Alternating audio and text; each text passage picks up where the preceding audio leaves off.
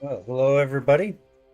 Uh, got a project going on here. We're going to uh, assemble an air vise. All the parts are in and they've all been machined and ready to go. So now it's time to clean up all the parts, do the final fitting, and get everything put together on it. So this one will be done in like my microphone is just slightly high, so I'll turn this down real quick. Bear with me. I want it to be able to be heard, but I don't want to be blowing your windows off. So, um, we got the background music going, so let's get started here and join in. And if you got any questions or want to talk about anything, be sure just to leave a nice little chat, and we'll see what we can do to get them answered.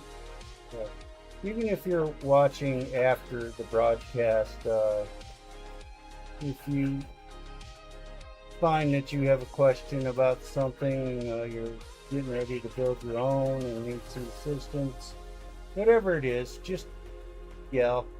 I'm here for you. We're all in this game together. I'm not the only guy in the world that can build an air vise. I build it my way. Of course, I have tools. I have a full machine shop. You've seen.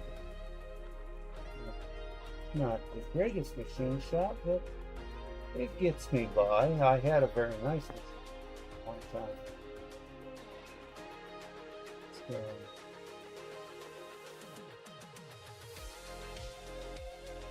bit of filing here just to kind of deburr stuff and make it look beautiful.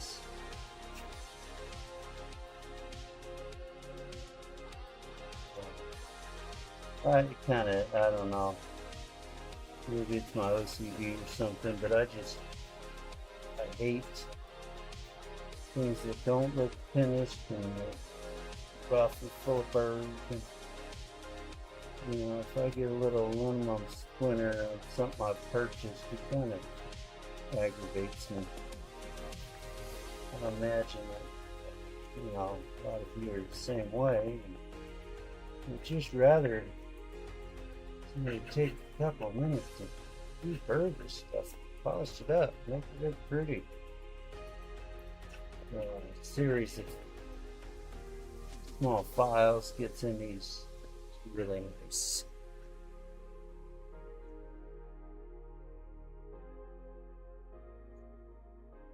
So, hey Mike, how you doing, buddy? I'm playing in the shop, so I figured I'd take you along.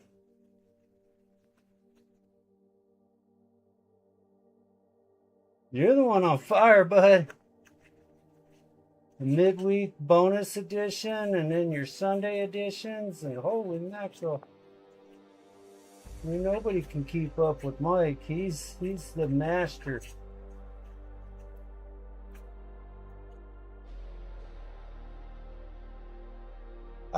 Mike, I think I figured out a different way I'm gonna do your vice. Um, the way I was thinking is you'd have your vice sitting on your bench like this, and it would be raised a little bit, and underneath it would be an angle that would hang down. Oh, cool. How'd it go? Kids have fun? But then you would put your that tall mold in it so that it would be vertical. Uh, and that basically meant you had two vices, one horizontal, one vertical, and you could connect and disconnect and take the vertical off so that you could use just the horizontal. And I got thinking, man, that's kind of like a train wreck waiting to happen. So I've been doing some pondering and some math and some thinking on it. Your mold is 12 inches. This vise is 8 inches. All you need to really do is cover 80% of the mold,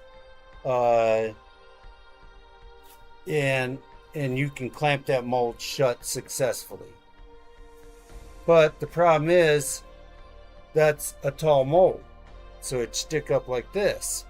Well, what I got to thinking about was I would build a set of pads that'll connect onto one edge of your vise.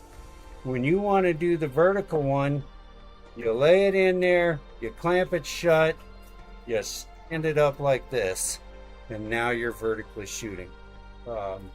So you're down to one mold, one lever, one air connection, but the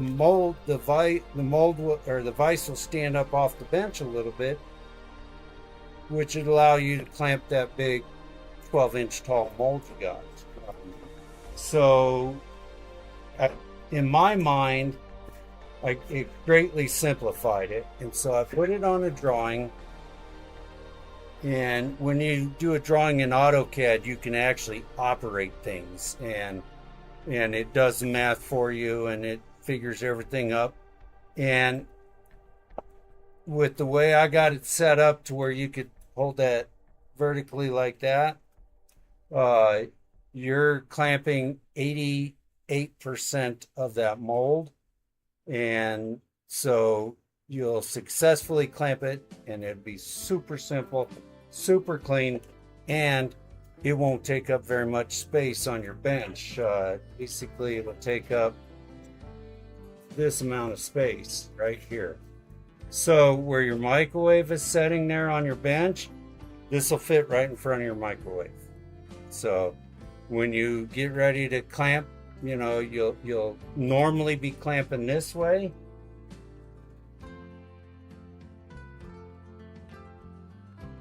Like this. Okay. When you get ready to clamp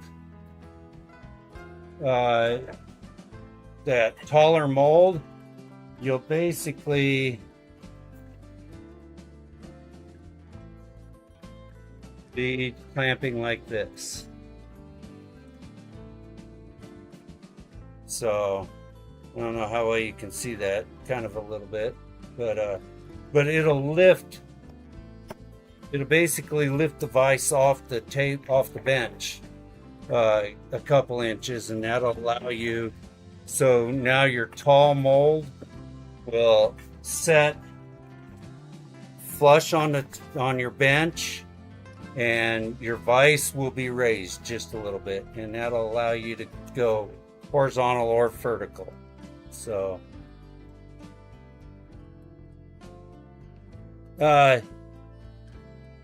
yeah, and what I'll do for you, Mike, when we get ready to do it, because yours is actually, I'm going to start anodizing it tomorrow, but before I send it to you, I'll do a video and send it to you on how to use it and everything. And the other thing I was thinking is maybe I could give you a dual call and just operate it here so that you could see. That way, if you needed any changes, I could change it before it gets to you. And I think they call it a dual call. It's a live video call that you do on your phone. So that way you're all squared away before you even get it. So I think it'll be pretty. I think it simplified it over having two different vices to control. So in my mind, it did anyway. So yeah, I was up last night making a drawing of your vise. So I even added sound effects to the drawing. It was kind of cool.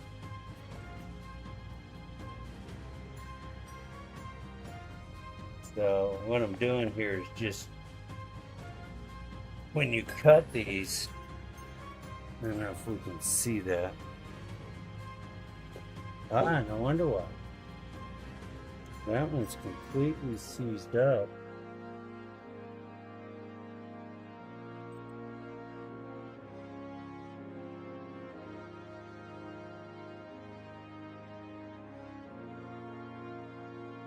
It ended up getting up. Did something. Did end up getting all of that stuff from Harbor Freight. Where would be the best place to put the air compressor in my shop? Did you get the ultra quiet one?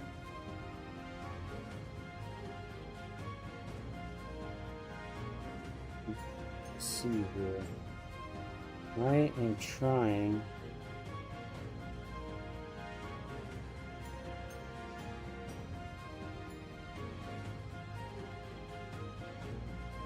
Turn this off for a second.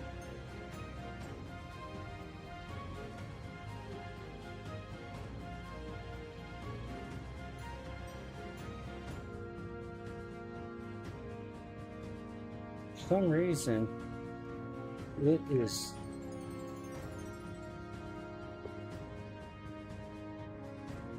it's not wanting to connect here very well. Okay, have you got a little shelf or something? A 2-gallon. It'd be a 2-gallon. Yeah, 2-gallon ultra quiet. It has the one little tank, and then the motors behind it. Just like mine, I think. I think I sent you the link to mine. But just do this, since that isn't cooperating very well. Do you have a shelf underneath your bench? I'm trying to remember from the pictures you'd sent me what you had. Let's see if I can find those real quick.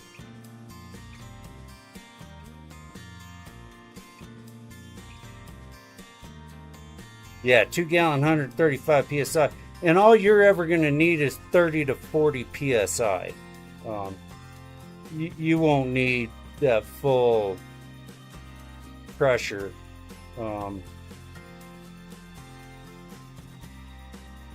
Let's see here.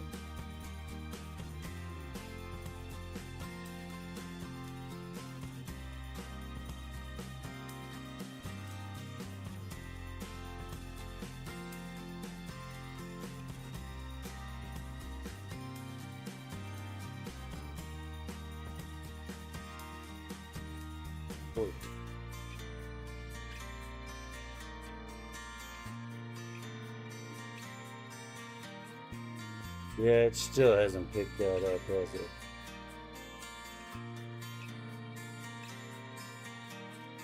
Oh, wait a minute. Nope, it's not.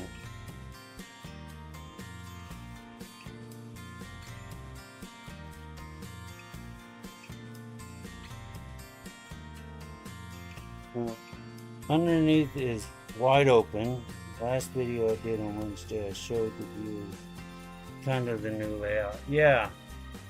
Okay. So,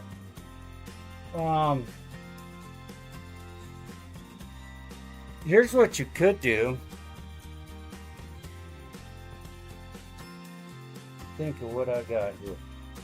If you put it like underneath the bench somewhere, you know, you got a kind of a long hose, but that'll coil up on the side of the compressor. You could come up through the back of the bench with an air hose, and then I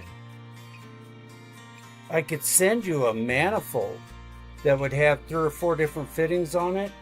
And what I've done is I made these little hoses like this that are kind of short. They're only about, I don't know, 4 feet long. And I plug them into a manifold that's connected to my regular air hose. And then I can run a blowgun, and I can run my air vise. Because I like like especially those koike ball molds, when you clamp those and then you shoot, right, you're taking your finger, and now your finger is calloused and rough from years. It's like mine are, I was a mechanic. Mine are like sandpaper. My owner hates me touching her because she says my hands are scratchy.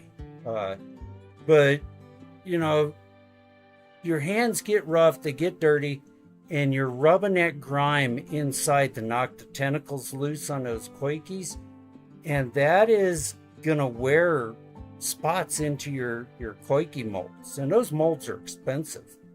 But compressed air does a couple things. It knocks all the tentacles loose.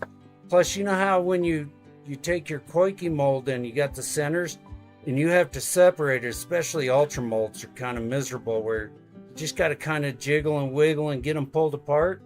If you use compressed air, knock your sides off, blow each one so the tentacles come loose, it'll pop that center loose and it'll be open, and then the balls just fall out. So I like having a blowgun.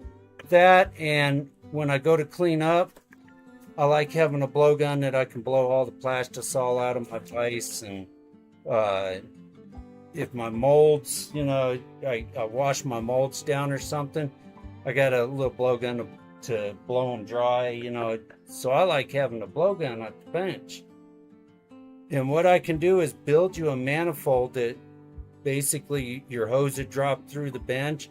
This manifold that's set on the bench, and it'd have 3 or 4 of these the little female connectors. Let's see if I can find one. Yeah.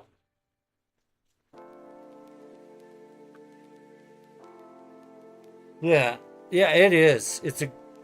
And if your regulator's set at like 40 psi, that's enough to clean your molds, to clean your vise, everything. But that manifold, I'd put like 3 or 4 of these fittings on there, so that all you have to do, and then I'd make you a couple real short hoses, and all you'd have to do is plug the short hoses into the manifold, and then you'd have one for a blowgun, one for your vise. It also leaves it so that you can take your long air hose and go outside and fill up a bike tire or your car tire. Your daughter gets a low tire when she rides. You could pump that tire up for her right there at the house. You could use it to blow out like your air filters on your lawnmower, stuff like that. So, hey, John's here. How you doing, bud?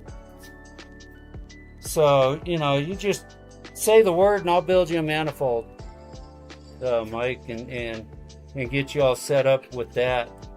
That way you'd be ready to go, and it'd all be in the box, and you just plug it in and go.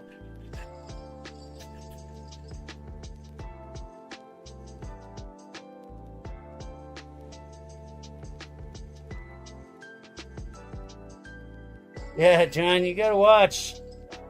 This show may become a train wreck. Where that came from, I teach adaptive skiing. In case you don't know, I lost a leg in combat. And so before I lost my leg, I was a big time snow skier and snowboarder. So when I lost my leg, that was one thing I wanted to get back, was be able to ski and snowboard. And so I learned how to do it, and I've got a special prosthetic to ski and another one to snowboard. And when they were teaching me to ski again, I hit everything. I mean, if there was a crash that could happen, I would hit it. I hit the lift lines, I hit people, I hit the snow fence, I hit trees, I hit equipment. So they started calling me train wreck. And eventually I learned, and now it's not bad, but boy, there for a while it was terrible. So they gave me the nickname Trainwreck. So, and then I met Mike, and he's rails because he's always going off the rails. So, boy, you get two of us together, that's something's gonna happen. Oops, sorry, my compressor kicked in.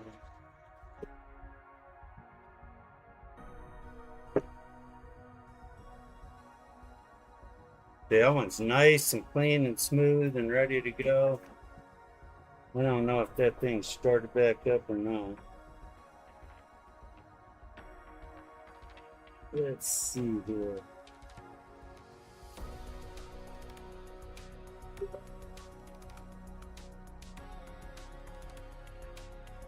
Yeah.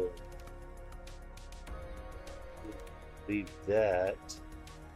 Let's see what happens here. Nope. I think it's this location. That's what I think. Wow. I don't know what happened. It for some reason my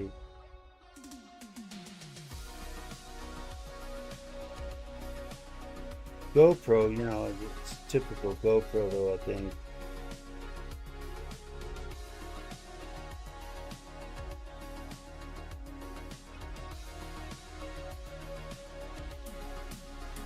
Wait. Oh, look at there, guys. I think I got it. Let's see here. Yes. Now we got her. So you snowboard, goofy footed now.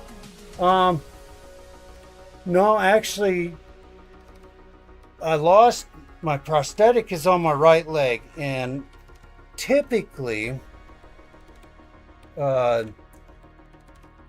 when you have a prosthetic leg, you would put that behind. It would be your trailing leg, but for some reason, I found that if I use my non-prosthetic, my left leg, in the rear binding, I can shift my weight and make my prosthetic go where I want it to go. And so I actually snowboard regular footed. So hose I ended up getting was 3/8 50 foot. Lay flat air hose from. Okay. Yeah, those are pretty good hoses. And so you could put your compressor clear back by your garage door, and you just lay that on the corner of the floor and come up under your bench. So you'd have plenty of hose to do that. And in your air compressor, I don't know if you guys could hear when mine just kicked on. They're pretty quiet.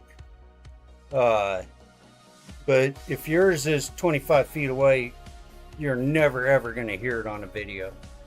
So, but now we got that running, you can see I kind of deburred and filed all that. So when I start,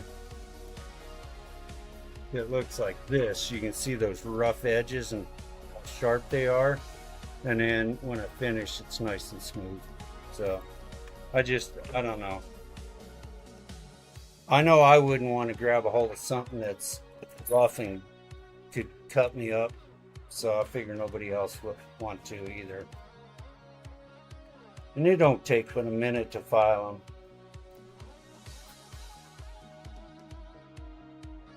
So, especially with these little micro files. Now, I got a whole set of these little micro files. These were actually my great uncle's. Excuse me. These were my great uncle's files. So the stamp on them said,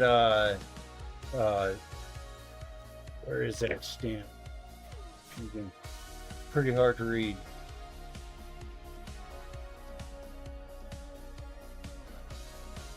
Uh, 1912. My uncle bought these files in 1912. He was a tool and die maker machinist. And so I learned most everything from him. Boy, was he meticulous. You think I'm anal. Ooh.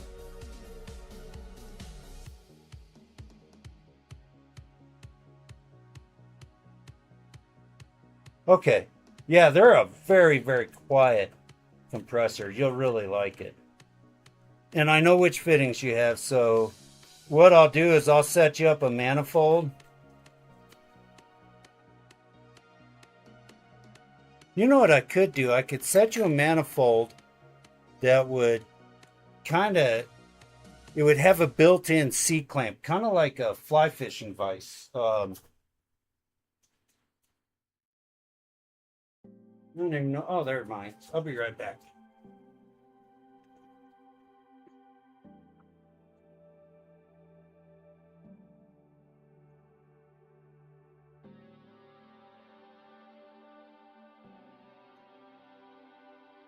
Okay, so basically, what I can do for you, Mike, is I'll set you up a clamp like this. Okay, kind of like your fly tying vise has. Uh, but on top of this would be a little block of aluminum, and it would have, you know, I could put 3 or 4 of these in that block of aluminum, so you'd have a little block of aluminum sitting there, and then I'd screw 3 or 4 of these little fittings in there. So, and then on the other side of it, I would put the male fitting. So you'd clamp this to the back corner of your bench somewhere, and then plug your air hose in, and it would, and then I'll make you a bunch of these little short air hoses to run around your bench. That way, because I hate, it just frustrates me to have air hoses and cords and stuff where you can trip on them. So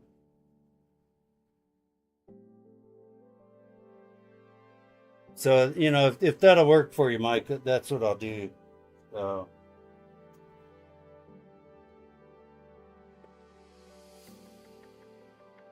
what we're talking about, John, is Mike is getting a custom air vise, and I'm setting it up a little different than most because he has that one of those Kirby design high production type of molds that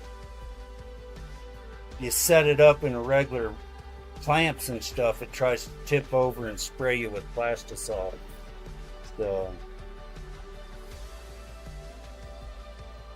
making this for rails.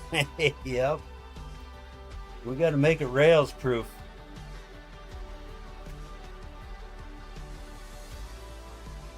You're gonna find out, Mike. This is gonna be so easy to use.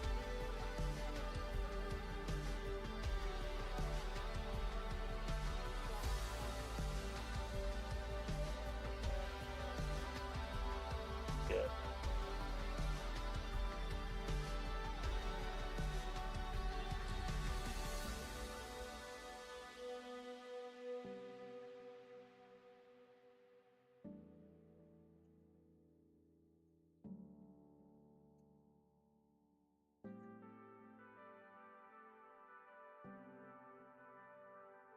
Better.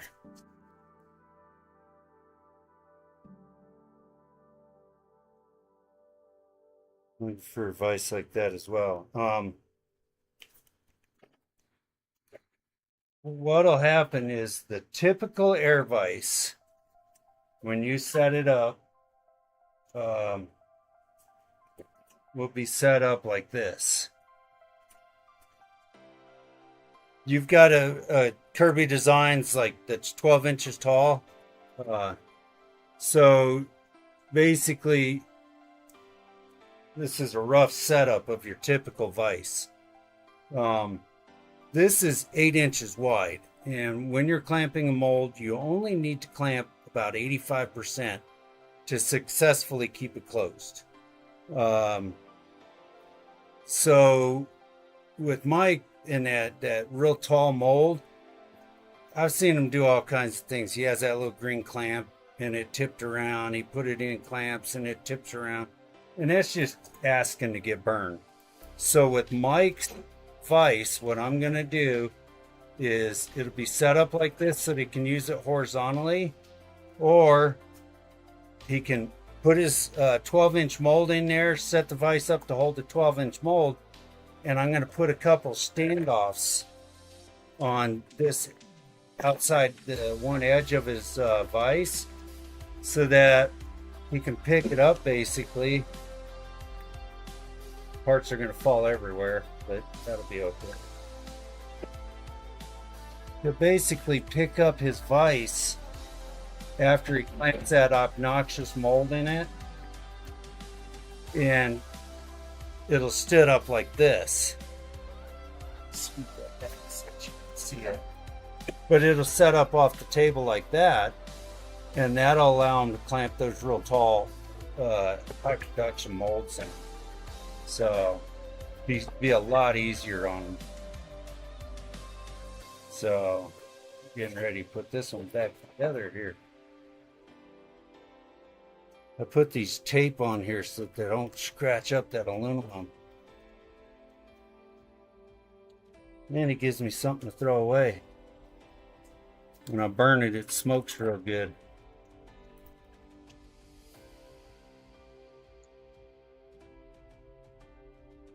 Okay, so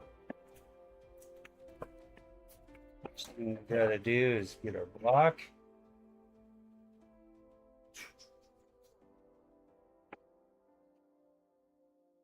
Nuts. Oh, it's got a loose nut hanging around.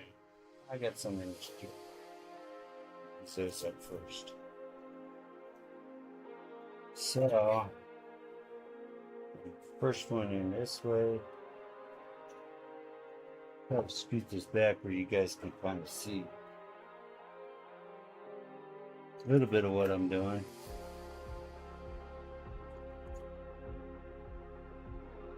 I got cottonwood seed blowing all over. Actually, I don't think that was cottonwood. I think that was Canadian thistle.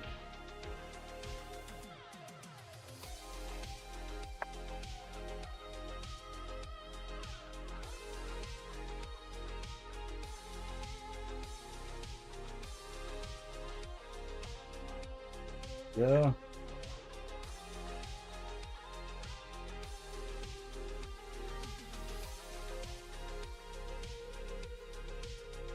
Things attacking me.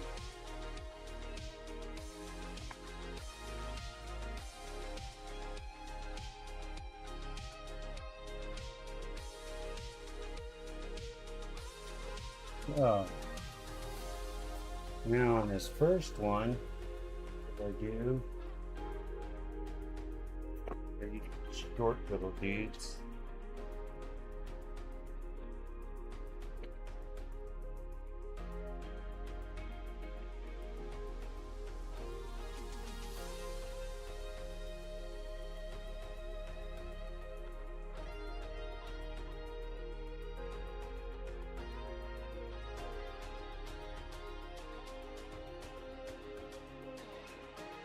Big fat fingers, itty bitty holes. What a combination.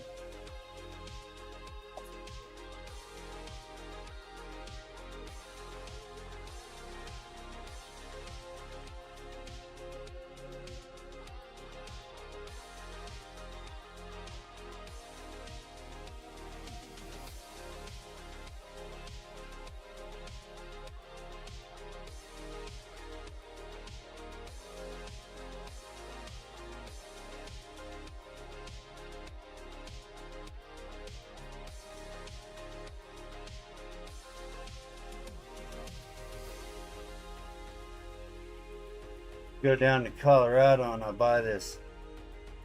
There's a guy in Henderson, Colorado. That's all he deals with is structural aluminum. So I buy this aluminum by the pickup load because he sells it by the pound, and the more pounds you buy, the cheaper it gets. So I tend to buy, 10, 15,000 pounds at a time.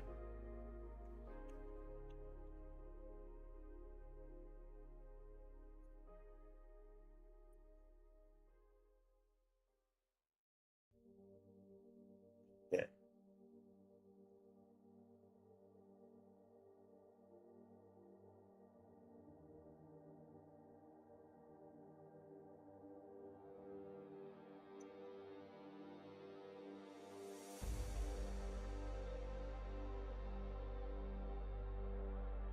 The good name for the vise.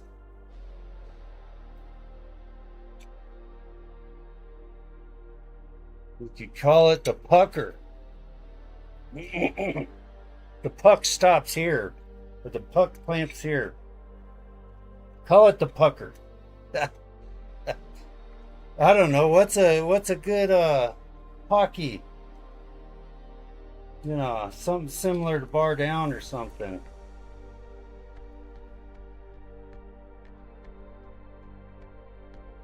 You give me a name and I will anodize it into the vise.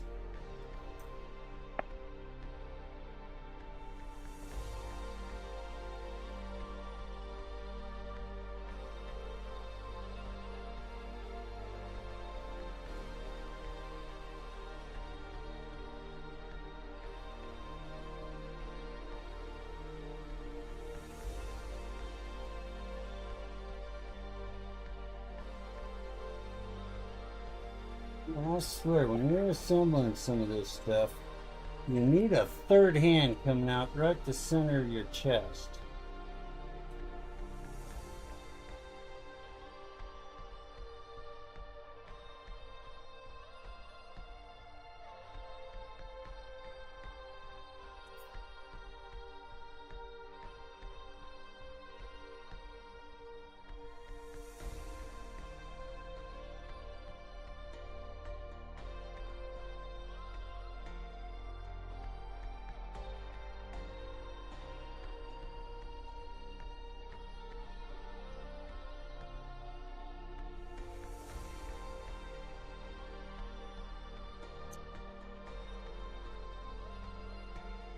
You said a good name the other day. What the heck was it, Mike?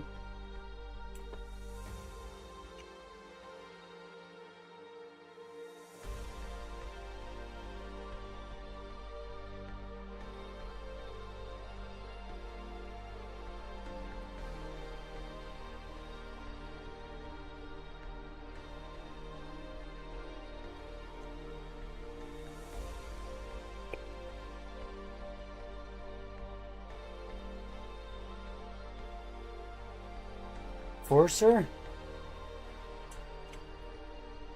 The tough guy on the team. Yeah. Yeah, the enforcer. I can do that. That'd be an easy one to do.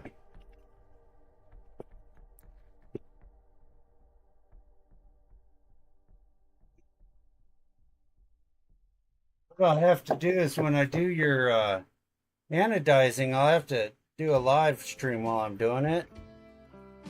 That'll show you how to do it. Dipping the rails vise. Yeah,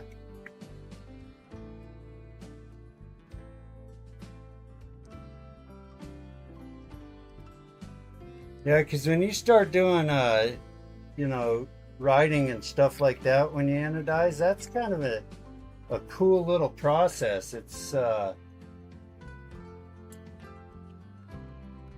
basically, in a nutshell, what you're doing is you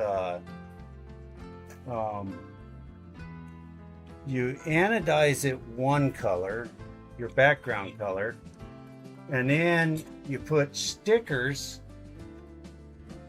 where you want the background color to stay, and then you bleach it to get rid of that background color, and you anodize it with the sticker still on it, the second color. And then when you're done anodizing the second color, you pull your stickers off and you seal it so that the color stays. And when you pull the stickers off, then you have your main color with the background color and the writings in the background color. So it's a cool process.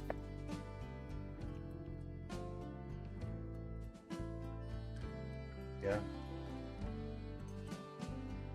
Keep the word rails off of this build. You don't want to call it Rails Enforcer?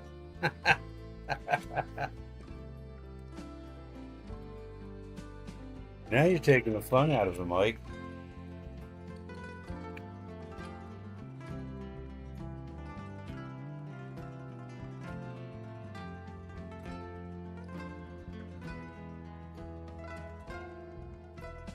So I suppose that means we can't talk about the rails on the vise. We have to call them tracks or something.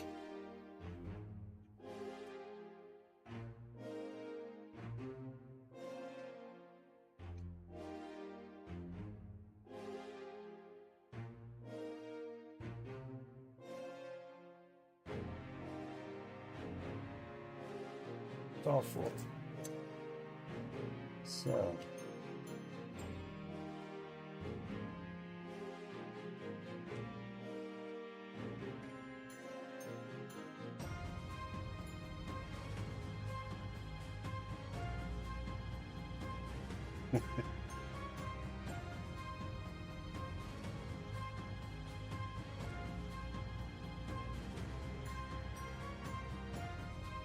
So from now on, we can't call them rails. We have to say the tracks have left the building.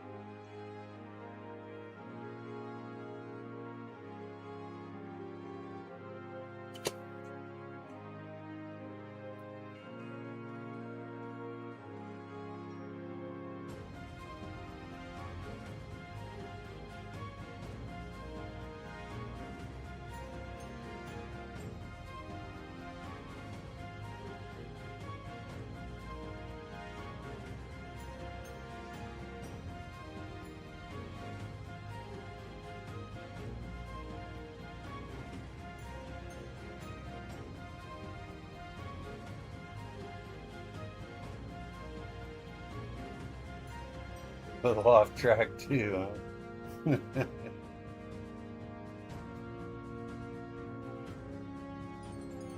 I always figured Mike and I need to do a live event together because, boy, I tell you what, things that go off the rails in a hurry, and that'd be a real train wreck.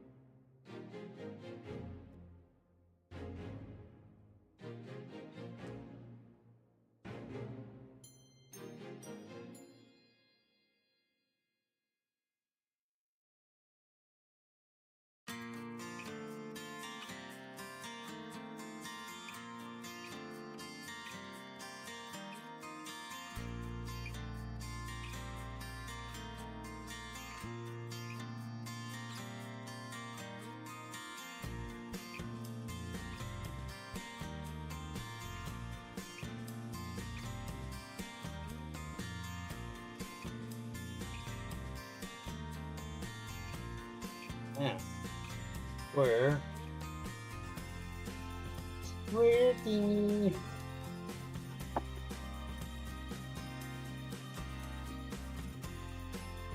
So.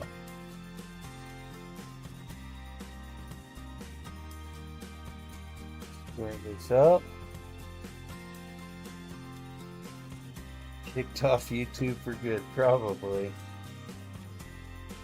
They'd probably say that one wasn't even rated for adults. They'd probably declare YouTube a national disaster area after that.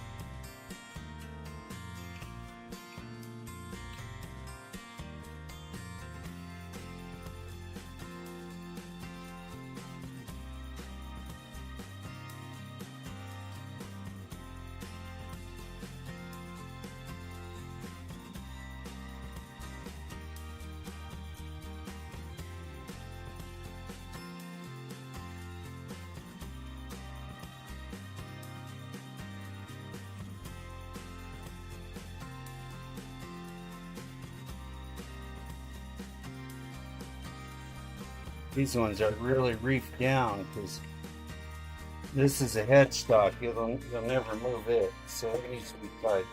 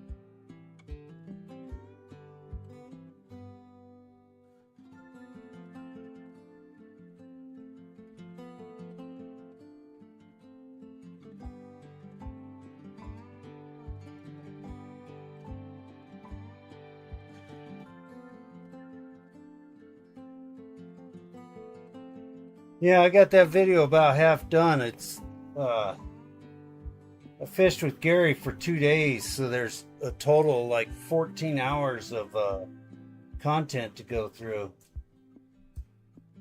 So what I'm doing here, in case you're wondering, these nuts, maybe you can see this, they have a little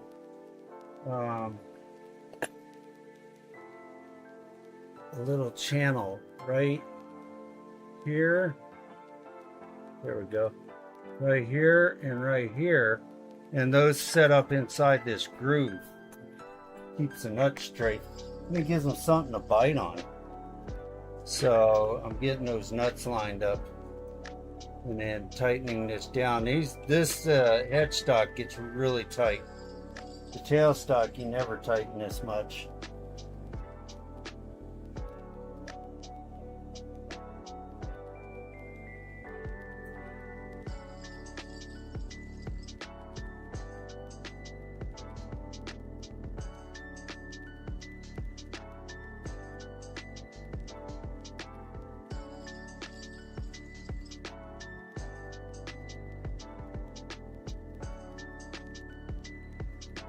Yeah, Gary's a lot of fun. Gary's for a couple of years now.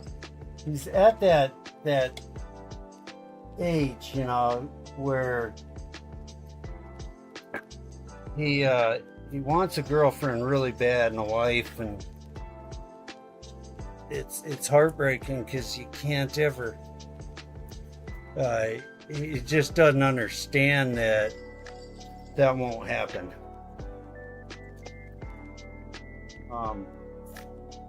And so I don't know, you do your best to explain it to him, but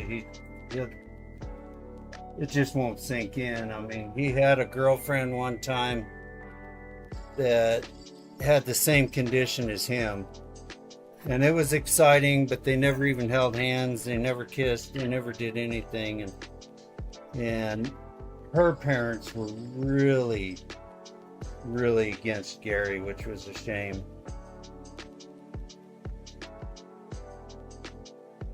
So he didn't deserve that at all. I guess that's what happens.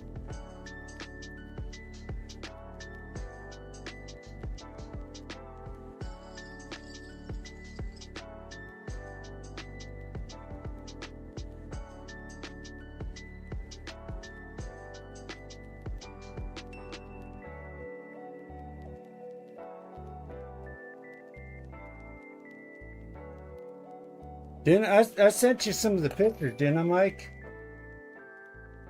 Thought I texted you some of the pictures, but yeah, shoot, within the first hour, we had 3 trout, every one of them over 24 inches. So they were really nice sized trout. He was pretty excited and you'll hear it on the video. Right off the bat, he says, "I'll bet we don't catch anything," because his mom takes him fishing in Colorado because Gary likes to fish. He likes the outdoors. And in Colorado, there just aren't fish. I mean, they've basically fished everything out. When I was a kid there, I knew right where to go to catch fish, but even the local ponds don't have bluegills anymore. So everybody talks about how great the fishing is, but they fish all day and they catch one fish, and it's not a very impressive fish. If I don't catch fish in an hour, I go home.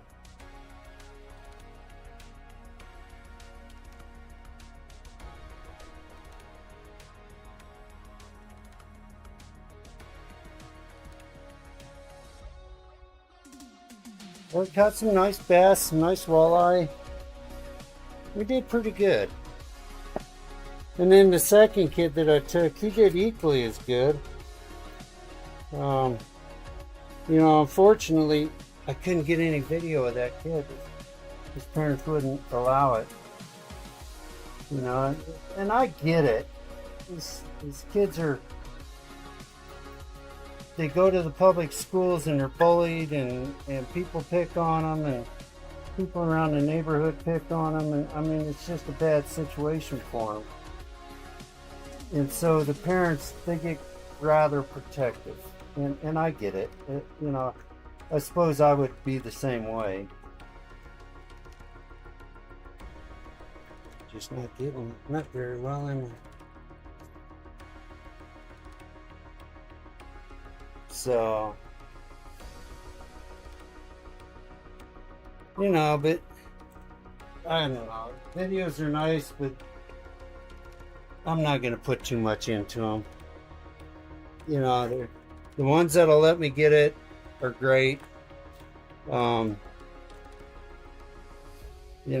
wish more would do it, but I got one coming up that I'll be able to video. His dad and I are pretty good friends. He's in a sit ski. He has cerebral palsy. And so when he skis, he's in a sit ski. And kind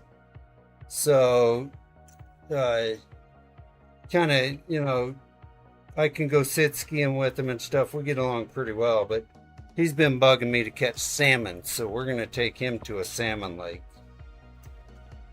So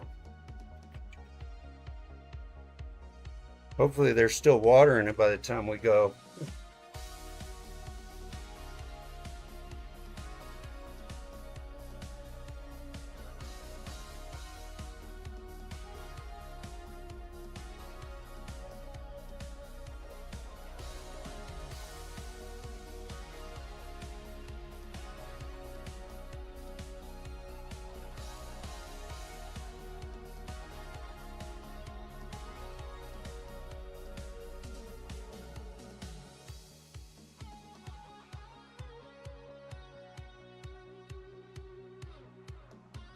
Went my holes by a couple thousand.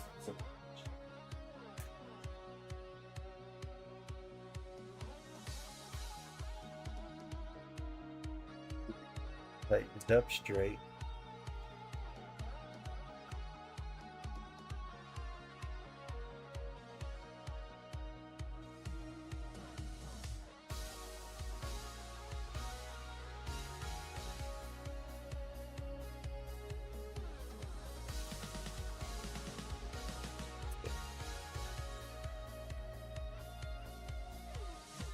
Okay, now the last nut goes in here.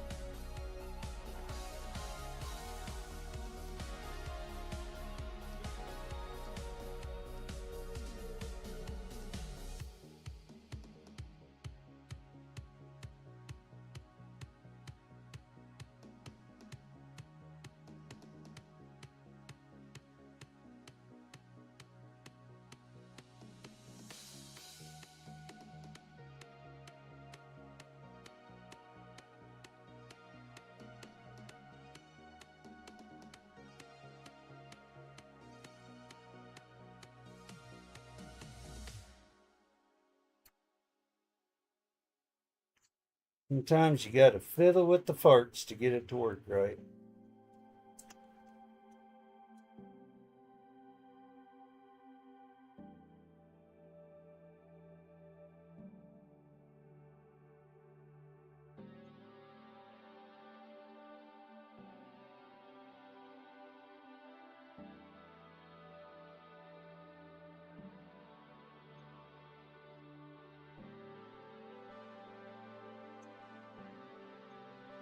Yeah, I'm kind of wishing I was out fishing. We've been over 100 degrees every day, which is really unusual for us. Usually about 80 to 90 is the warmest we get. And now we got a week straight of thunderstorms. So thinking the fish will be biting pretty good.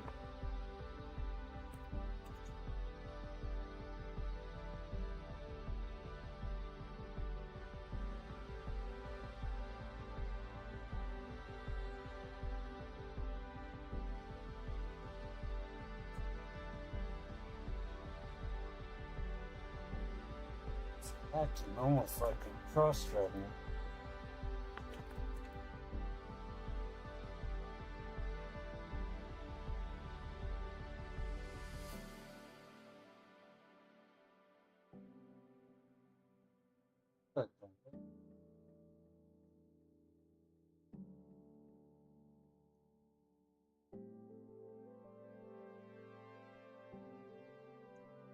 Yeah, yeah, you got that true.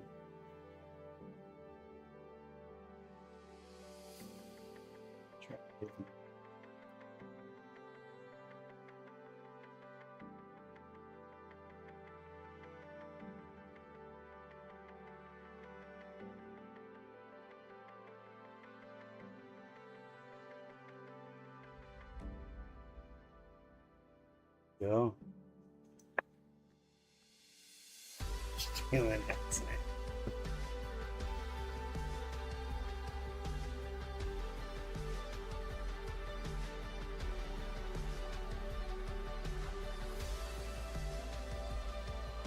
That next thing you know, Potty Mouth to be going to school saying that.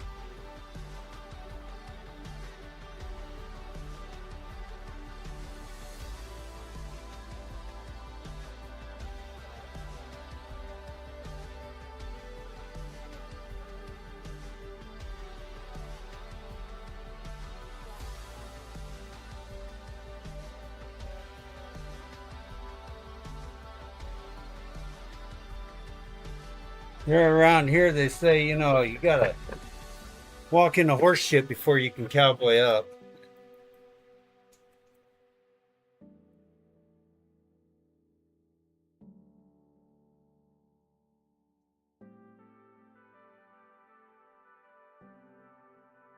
Now I'll get kicked off of YouTube for cussing or something. You watch.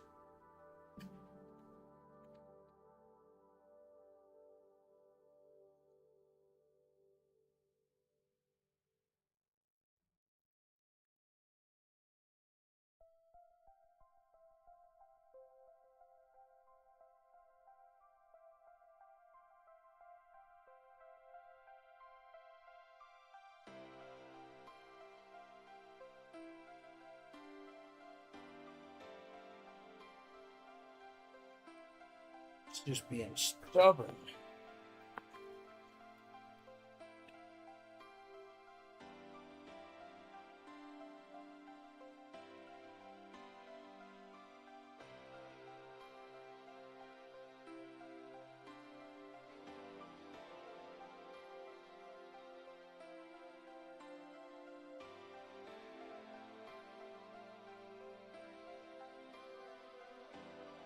Yeah, Mike, you're gonna have to start selling them hats of yours. Quit hogging all the glory. Okay, double check this, make sure everything's nice and square. Square dilly-umptious. Square dilly-umptious. And we will start with the back block.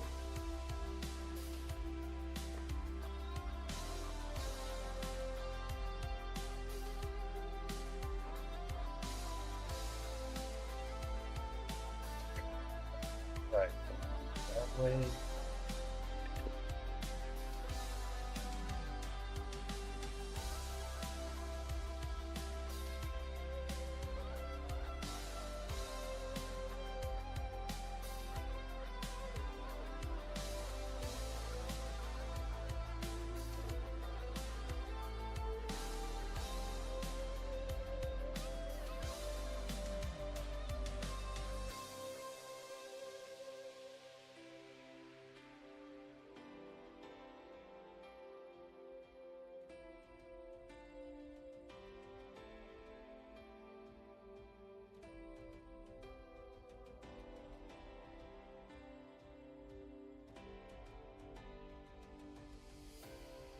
Yeah, there's what do they call it? Sticker mule or something like that. I heard they weren't terrible priced.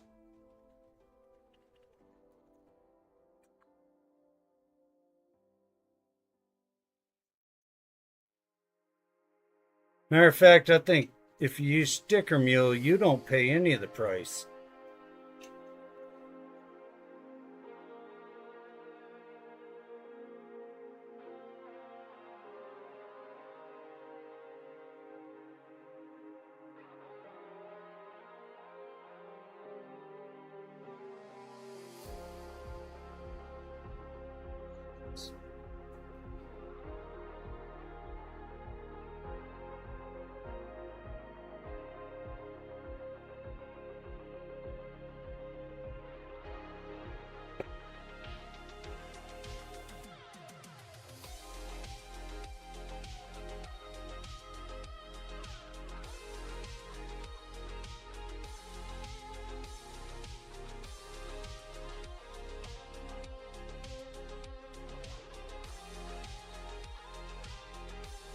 Yeah, they have hats and your fishing shirts. Sticker Mule is the one that's doing. I got to get all the sponsors on the shirt. and they'll do the put all the sponsors on a fishing, the white fishing shirt with the hood on it, the little hoodie shirt. So that way, when I go to the PVA, it looks like I know what I'm not doing.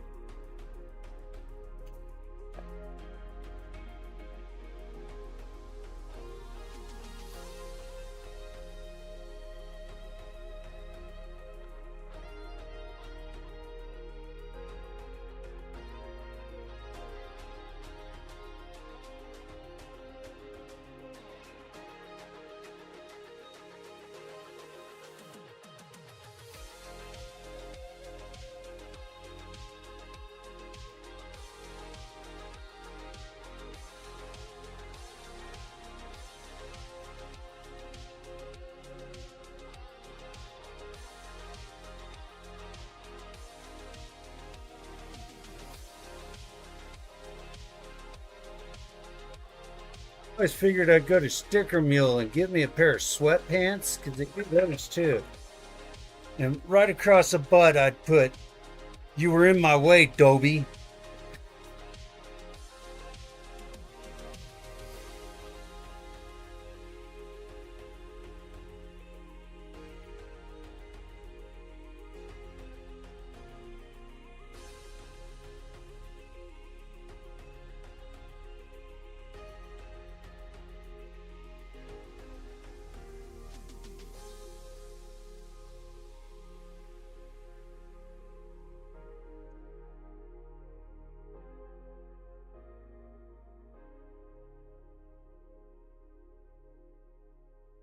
That'd be kind of fun fighting at KOTC. That would be.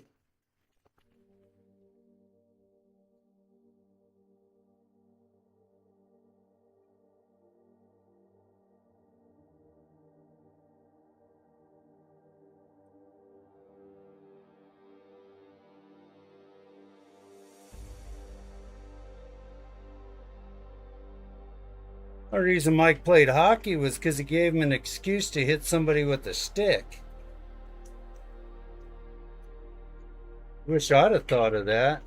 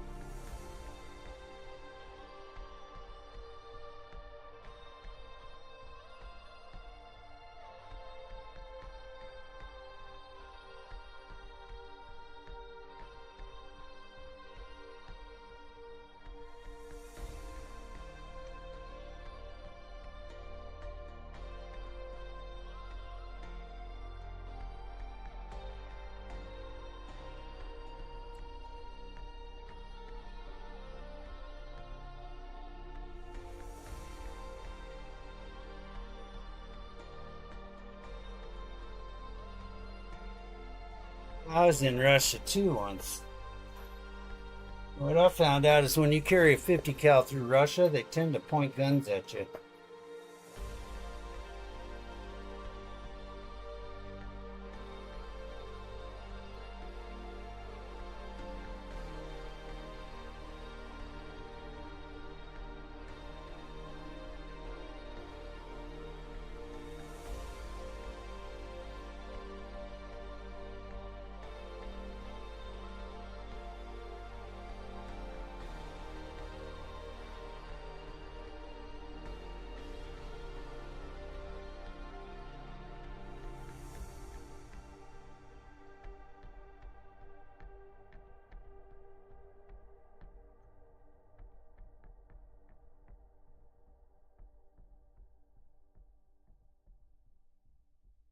as in Russia twice during the Olympics, and then like 6 times when I was in the service. Kind of a cool place. Love their architecture.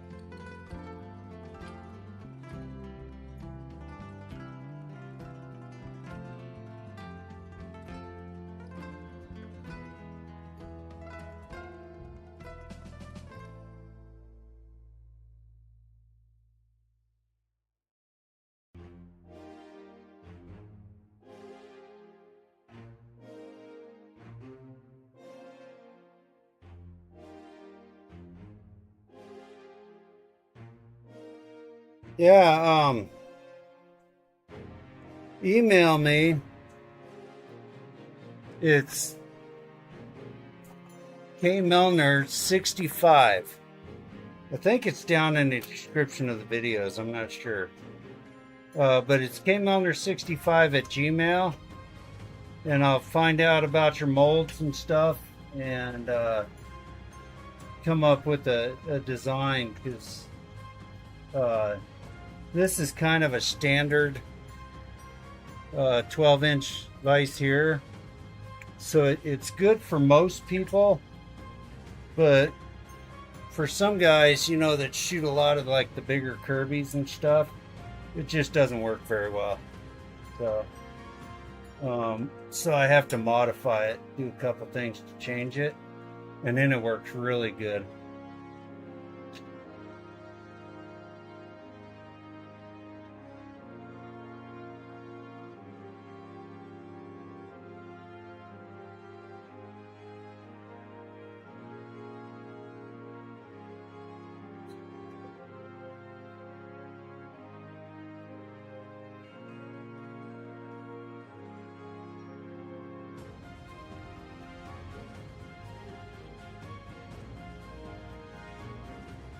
Cool beans.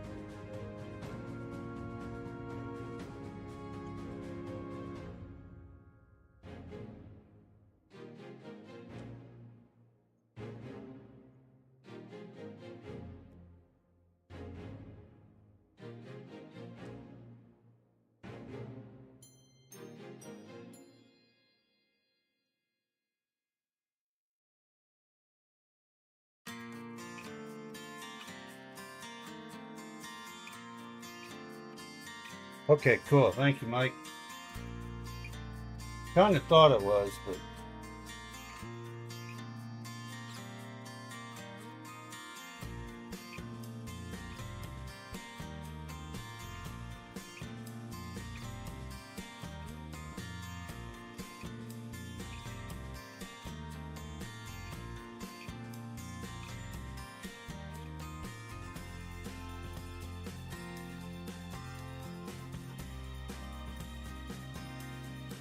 yeah, them Russians, they were funny. When we went there to practice for the Olympics,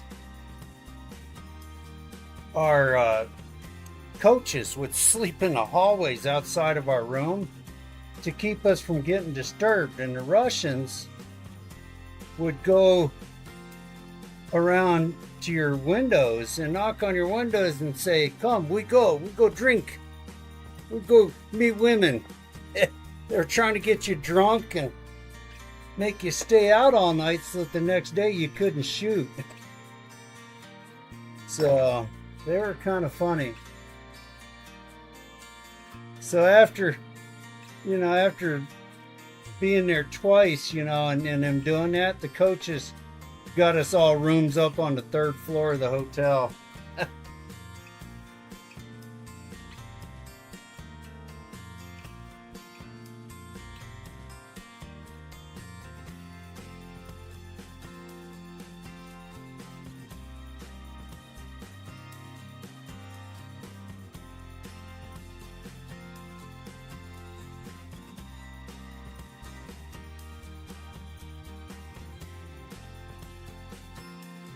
Yeah. Yeah. It's dirty pool, but everybody does it, so what's it matter? It's all good in love and war, right?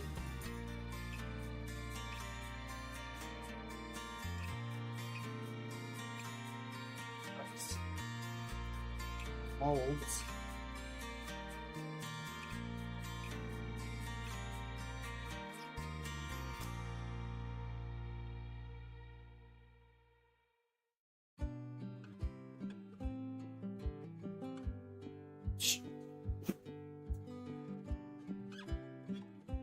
Okay.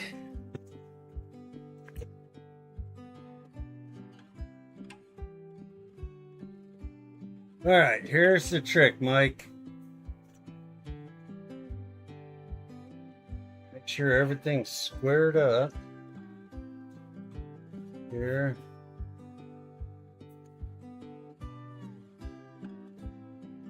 So we slide these blocks in here. Then you bring your plates forward, your clamps forward, and you just barely snug these things down.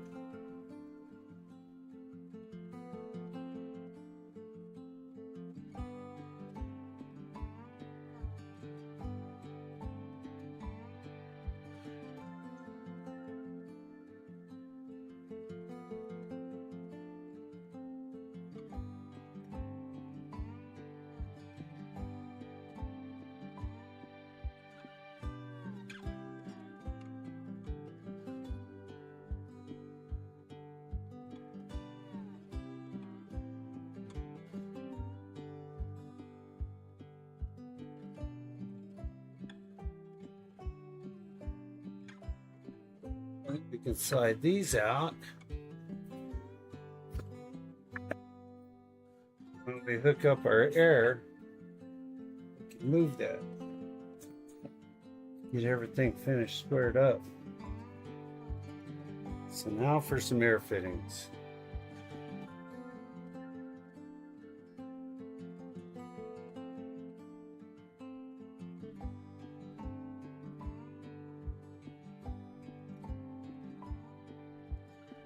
This is where the fun begins.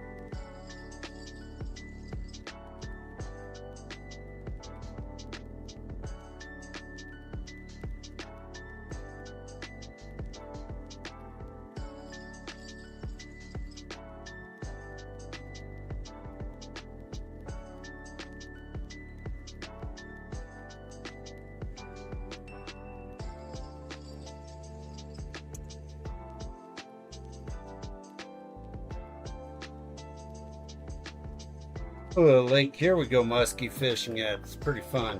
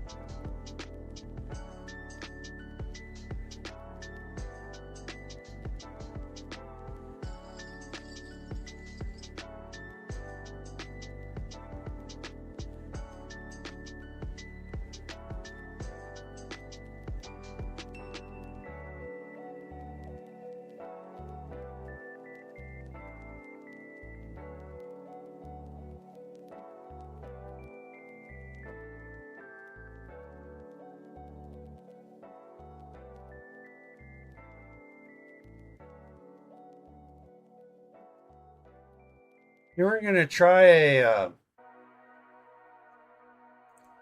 uh, rigging through the bait.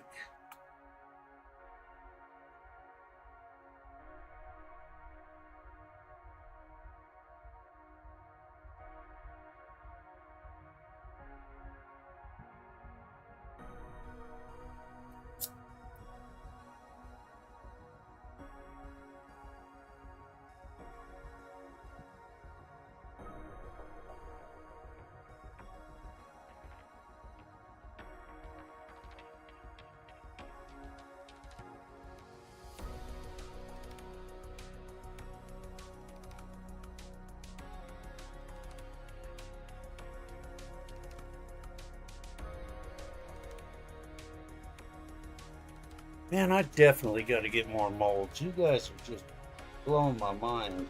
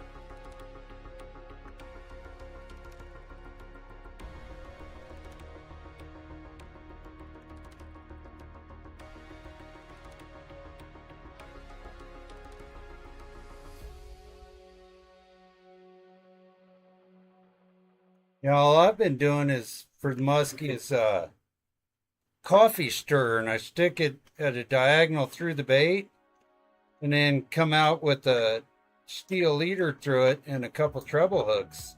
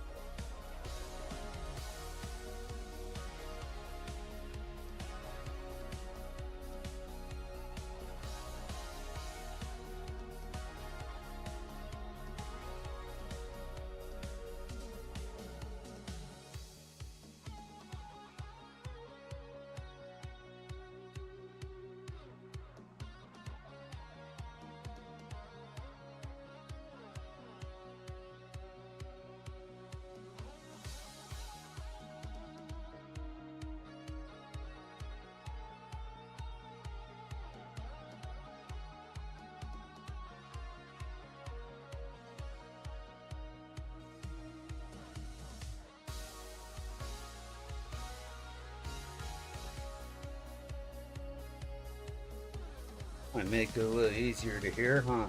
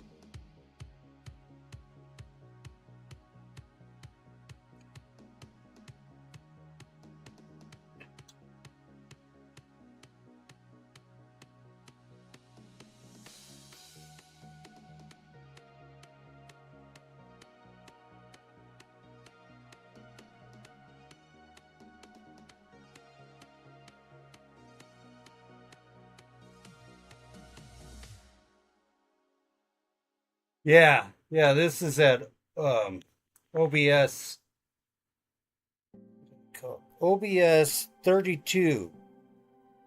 So it's the newer version of it.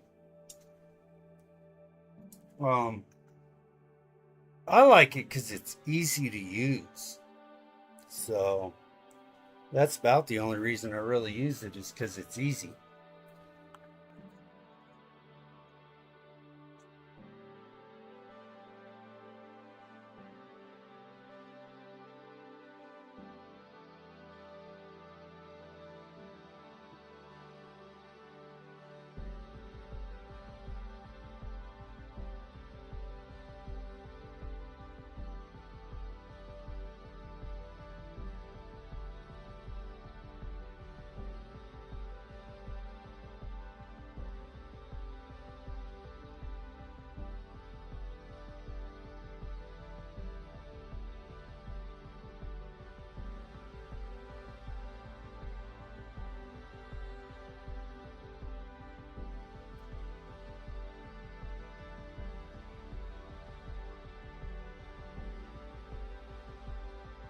Yeah, one I got my laptop camera going, and then the uh,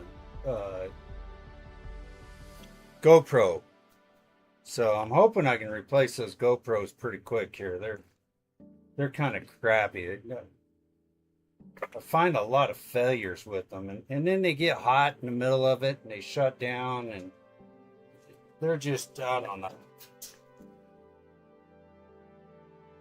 GoPro should be called Japanese junk, and I really think the Japanese make that kind of stuff because they're trying to get back at us for Hiroshima.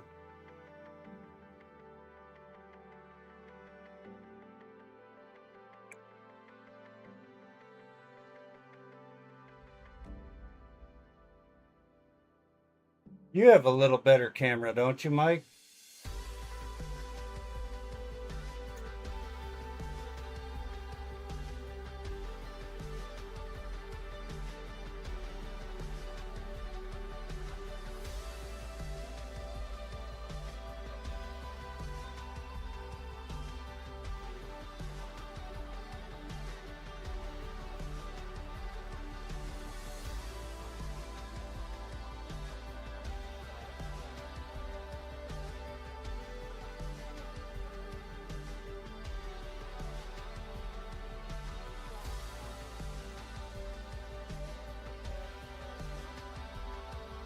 Yeah, Mike, you're saying that now.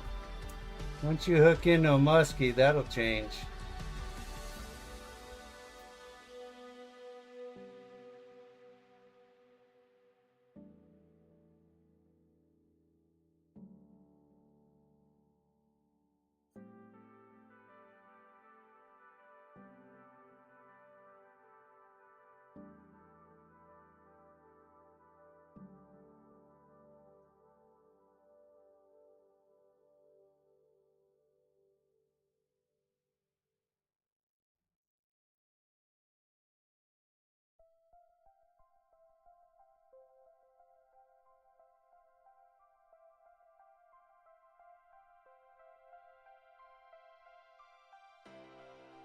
Okay, the Sony SVE10. Okay, ZVE10 version 1. Okay, I've looked at that one.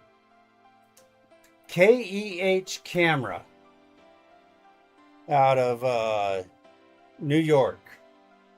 They have those on there.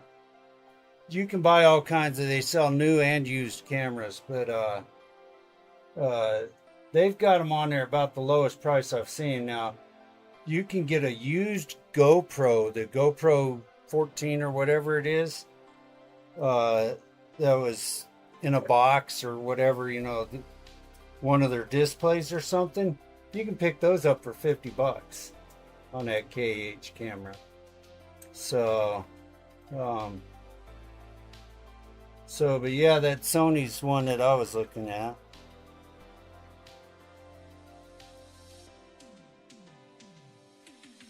Let's see, I think I want this. Upright camera.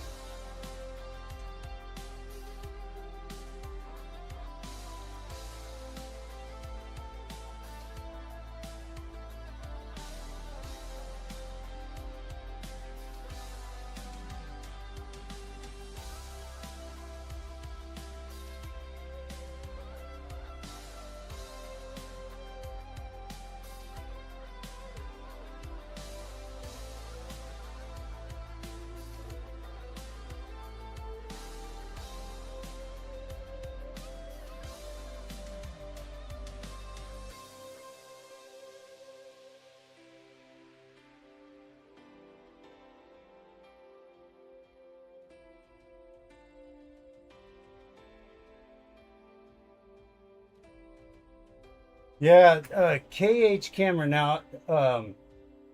For my still camera, I shoot the Pentax 645Z. It's a larger format camera.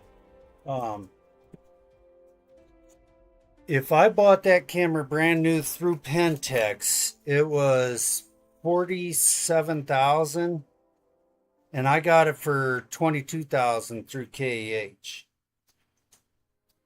So I like KH. I bought from them for years and years and years. Even back when I was shooting professionally, I was buying from KH.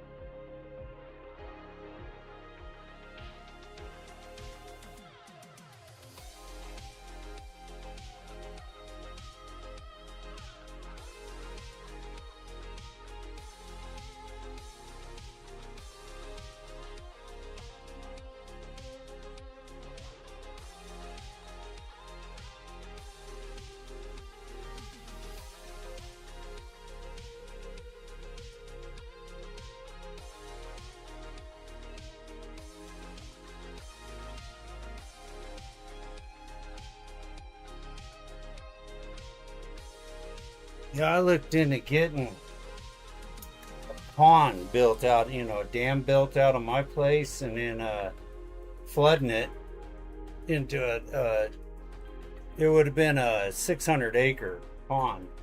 Uh, but the cost of the bentonite, because of all the sand, the cost of the bentonite was more than what I paid for the house and the property and the trucks and everything. It was stupid outrageous.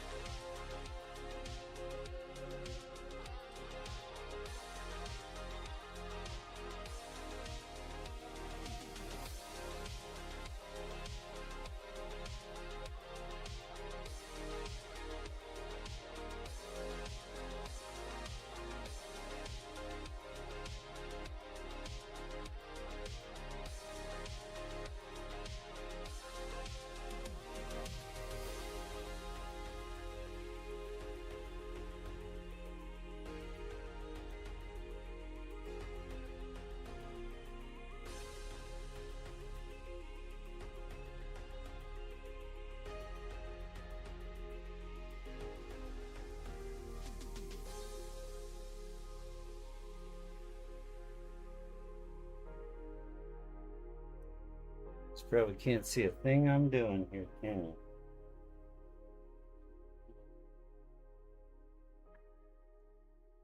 This thing will angle out a little more. Not much, huh? Just gotta move back. How's that? Now you can almost see some of it.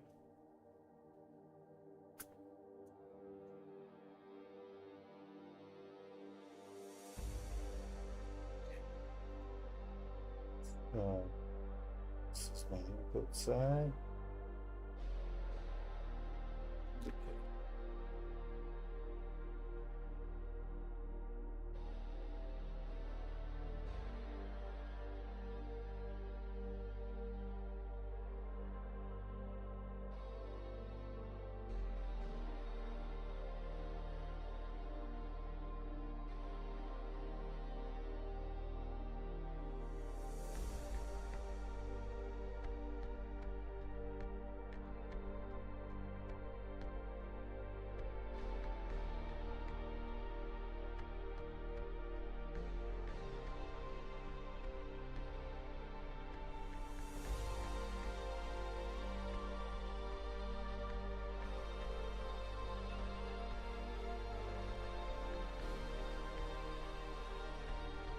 The other part Mike's not telling you, John, is he lives right on a lake.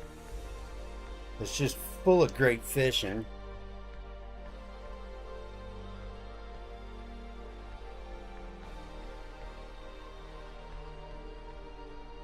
Of course, they're coming to life, yeah.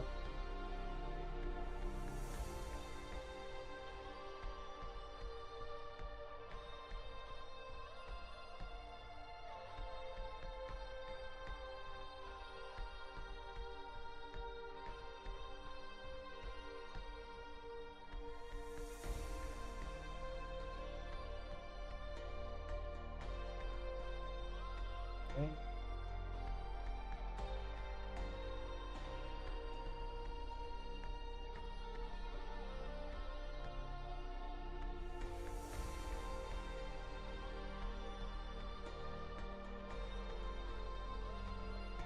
Bag full of mostly worthless fittings.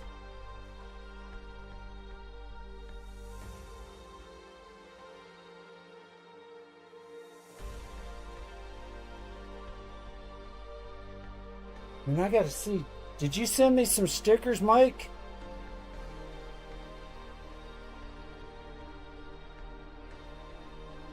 I can't remember if you sent me any stickers. I need some of your stickers. Let's see here.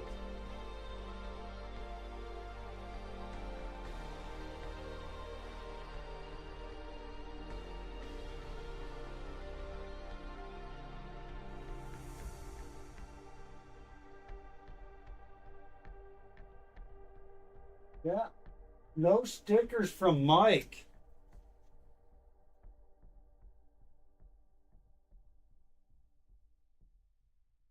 That can't be right. I got stickers from you.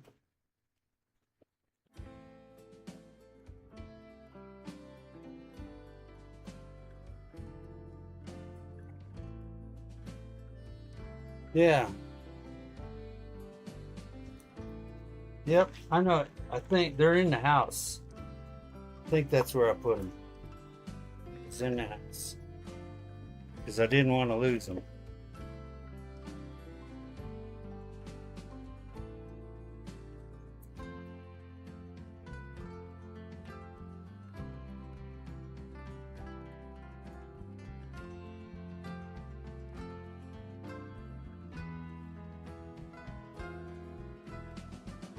Get my unmetric fits all.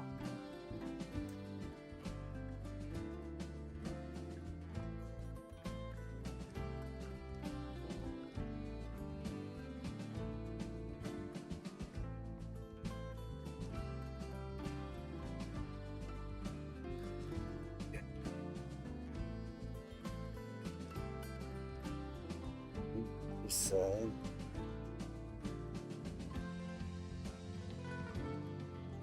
This doohickey.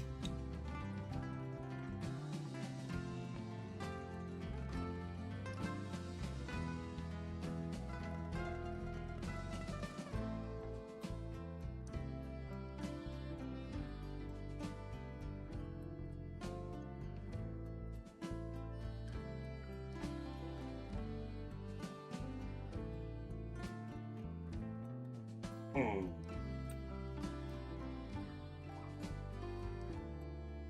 we go.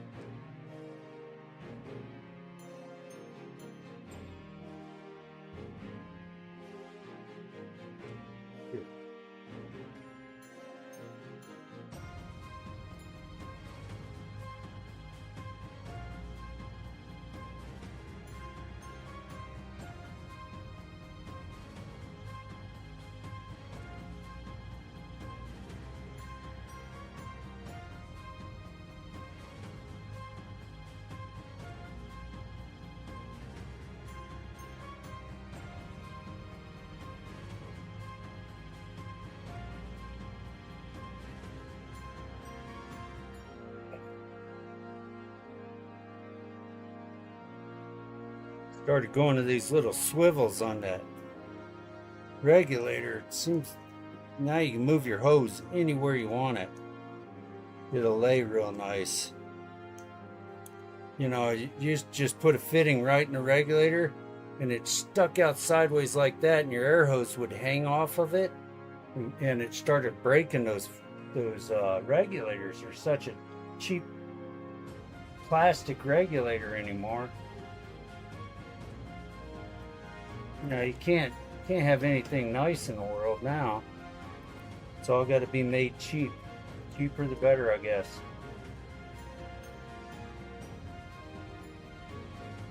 That's the name of manufacturing. Same product made cheaper, costs more.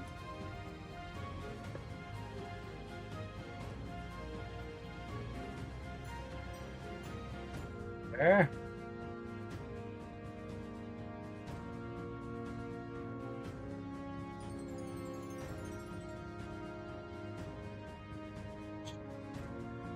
So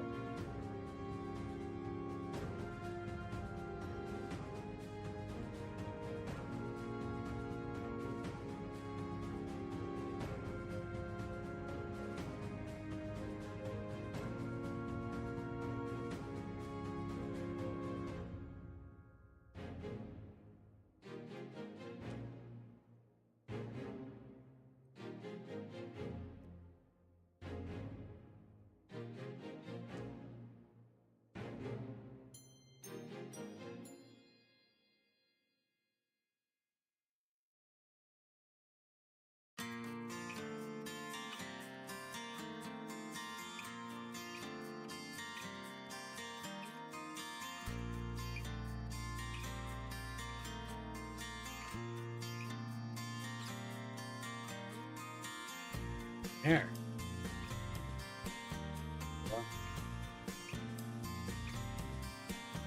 Yeah, yeah, that's where they're at. I haven't put them up yet because I wanted to do it when I showed your vise.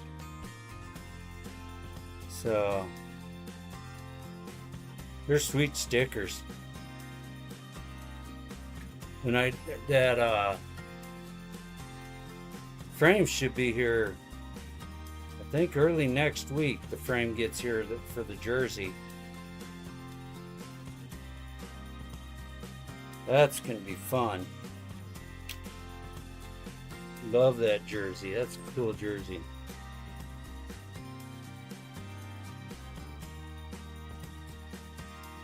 A couple of chicks escaped the brooders, huh? Yeah, I used to keep chicks. Wife got jealous. No, actually, we for many years ran a game bird farm, and so at any given time, we would have 75 to 100,000 pheasant chicks. I have incubators that hatch 20,000 eggs a week, and they'll hold 3 weeks worth of eggs, and I got 6 of those incubators and 6 hatchers. Love to get rid of that stuff.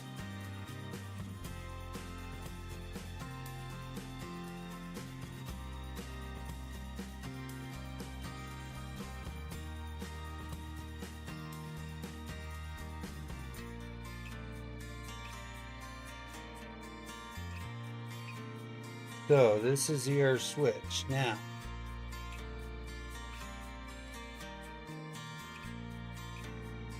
Mike, when I send your vise to you, the regulator will be taken off and just laying down in there. The hoses, everything will be hooked up. You'll just have to screw the nut on. And in this switch, I'll have the handle taken off like this.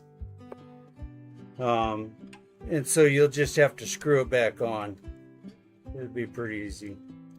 So, and there'll be directions in there to do it. So,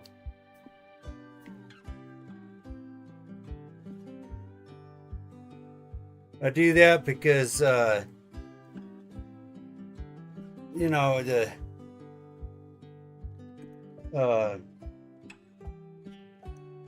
Army wants to hire, you know, or not the Army, but the Mafia wants to hire all the military snipers, but the post office wants to hire all of the ex-NFL football players. They can cram a 10-inch box in a 3-inch post office box any day of the week.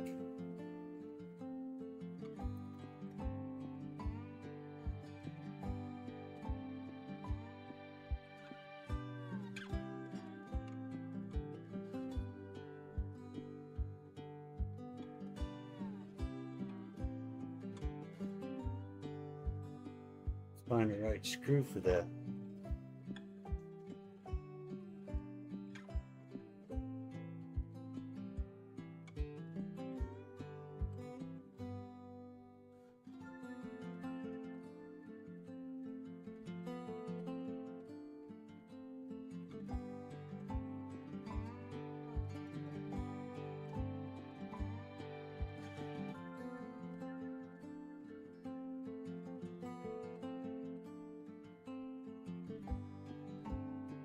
What happens when you got so many different sizes of screws?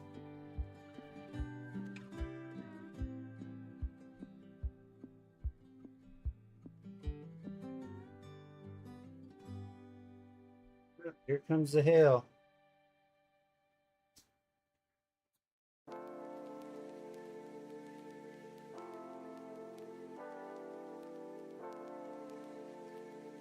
Yeah, I tell you, UPS, FedEx, you just can't get your package delivered. They just don't want to come out and do it.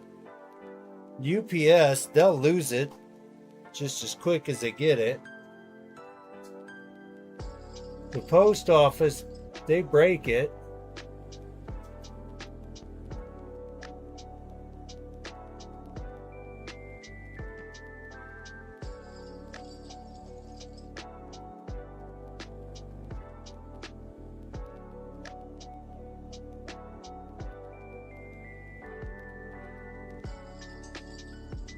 Done.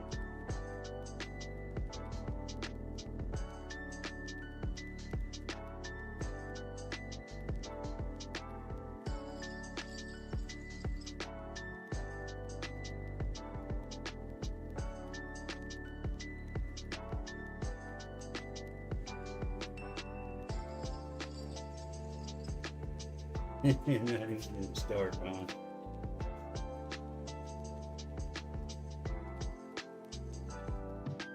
Yeah, you know, someday somebody's going to make a best-selling horror movie all about the United States shipping services.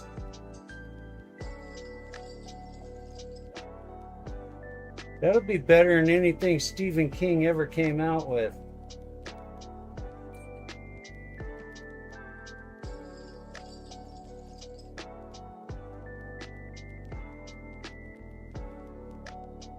Tap goes in there easy enough.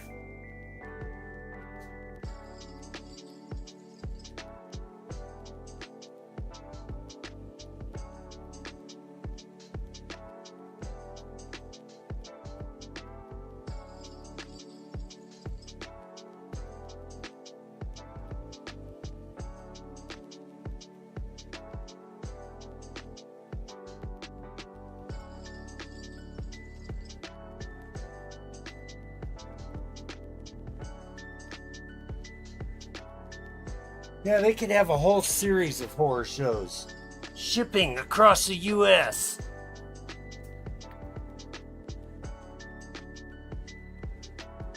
They'd have 50 episodes, just like Halloween, you know. New episode every state.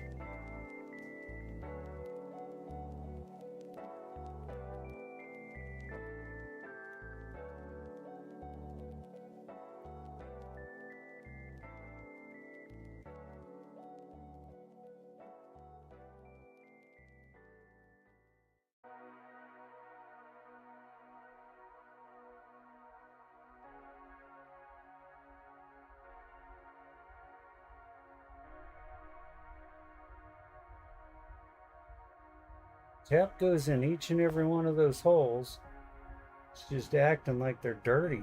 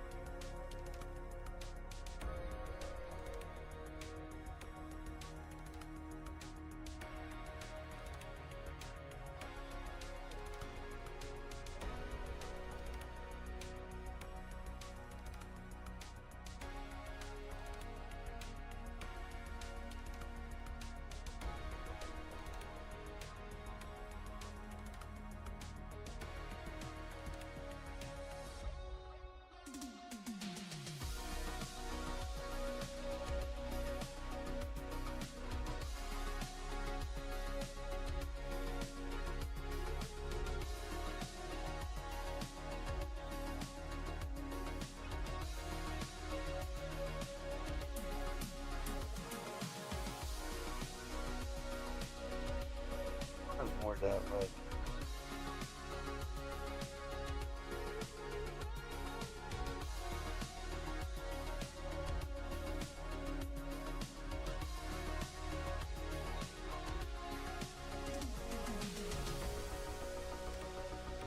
Yeah.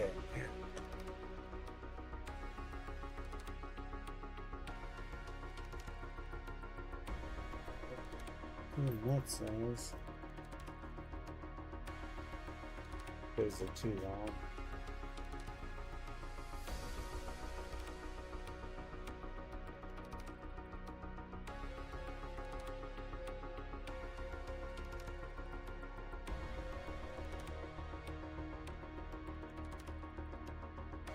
And your screws are so organized, they're in a Tupperware tub.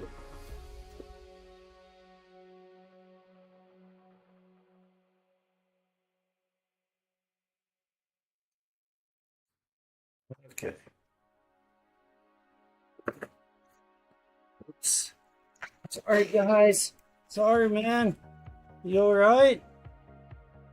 Didn't make you too sick, did I? Yeah, I just went for a ride. That's kind of like fishing in Wyoming. You just always go for a ride in the wind.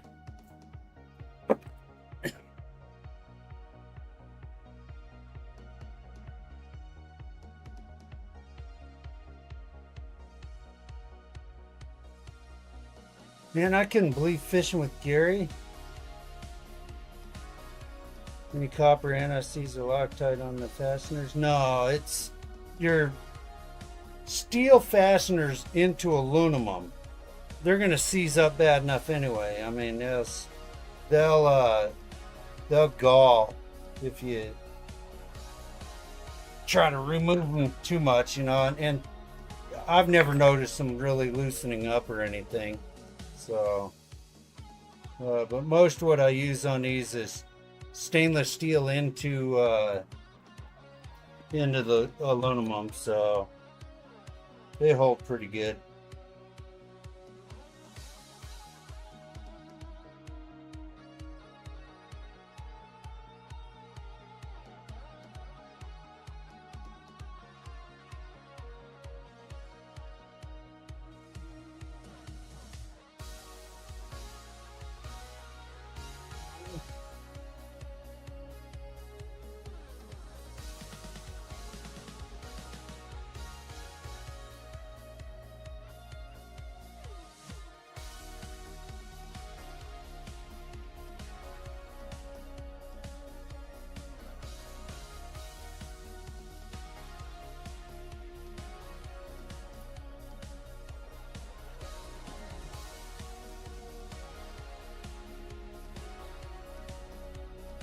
Now, a lot of people don't realize that if you use, unlike metals, you don't need the Loctites or anything, antices if you plan on taking it apart, but hopefully nobody plans on taking these apart.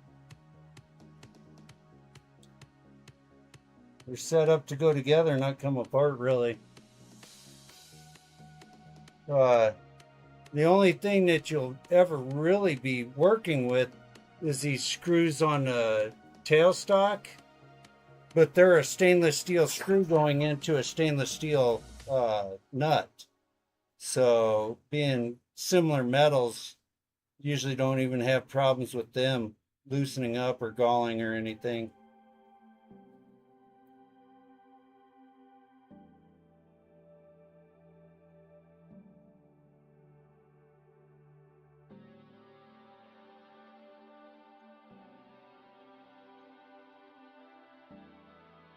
I put a little bit of Teflon tape on some of these fittings because some of them don't come with anything. There's other fittings that already come with a sealant on it, so.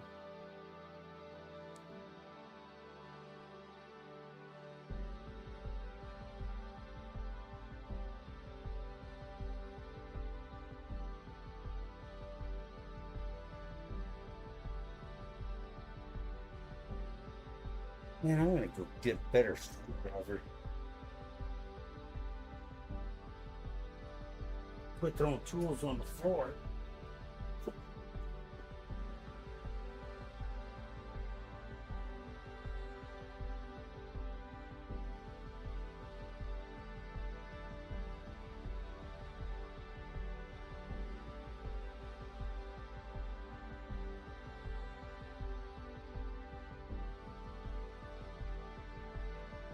Go.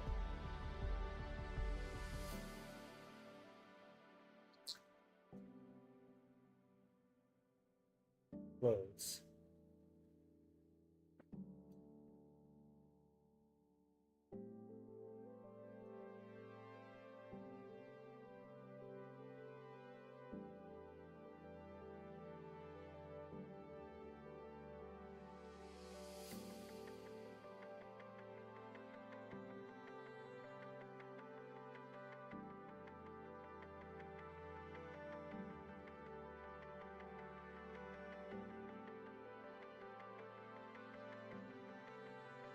Can't hit the hole.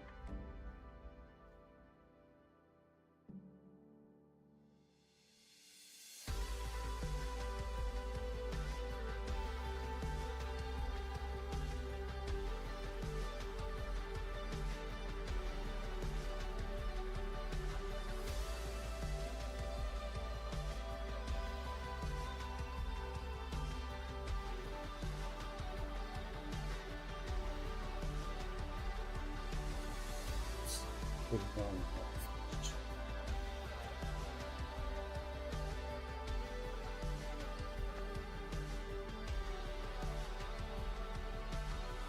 Oh yeah, when I was fishing with Gary,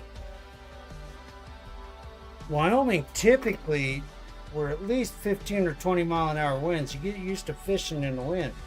It was dead calm. I didn't know how to cast.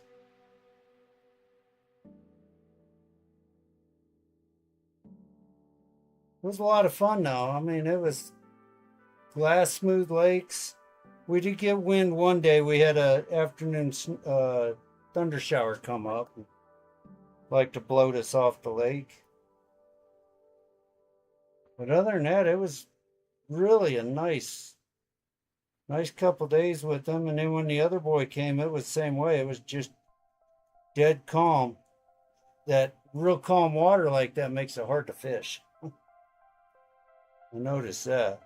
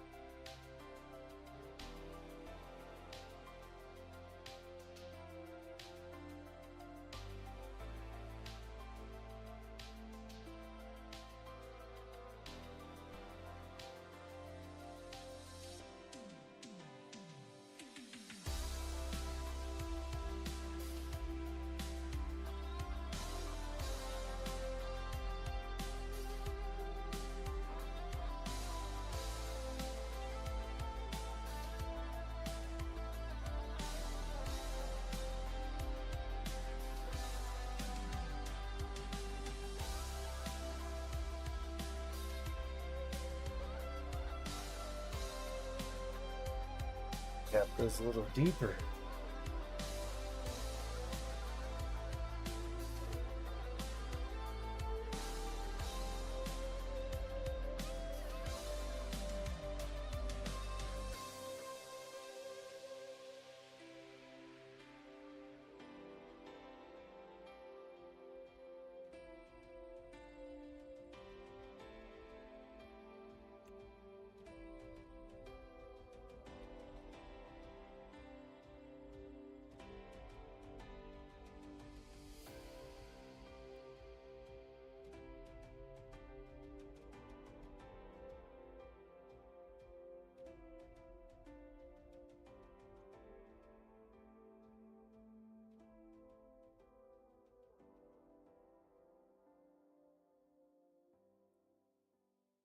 Wish I had some of the socket head capstone. Those work so much better.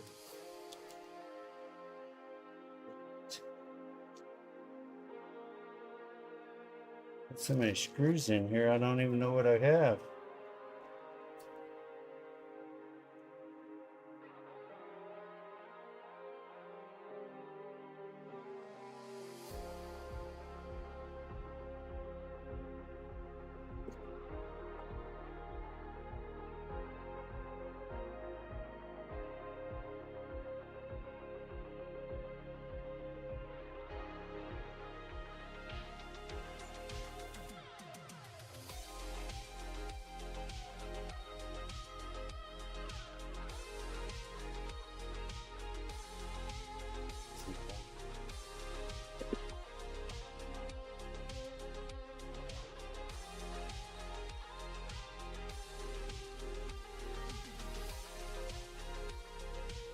That's what I want.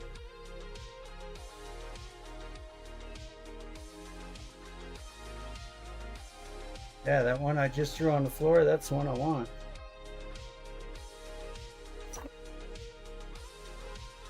These little Phillips and flat blades and stuff like that, they make those screws so cheap and so soft anymore. you know, America used to have pride in what they did, and now they farm everything out to China and Japan, and most of your screws, most of your fasteners are made in China. You know, and the quality has gone so bad with them. It's horrific. You can't hardly do anything anymore.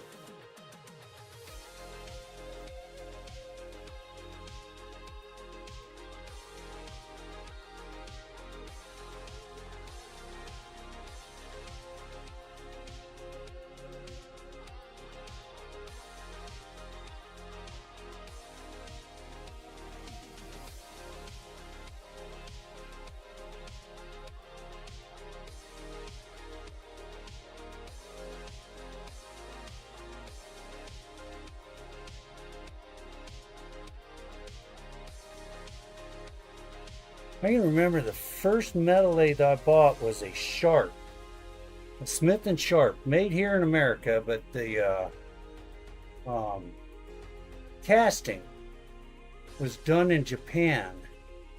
But at the time, Japan's castings were far superior than anything America could, and they still are. But America cannot do hardly anything industry-wise. But you always wanted to buy a metal lathe that was made in America with a Japanese casting. You know, but that was back when they had pride in what they did. Now the Japanese figure it's just another day and another dollar. And the Americans, they just don't care. They're just there for the paycheck, and after the paycheck comes, they're done.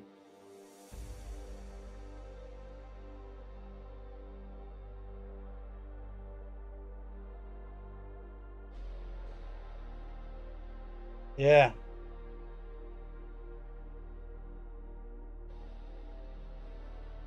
Oh man, I got a.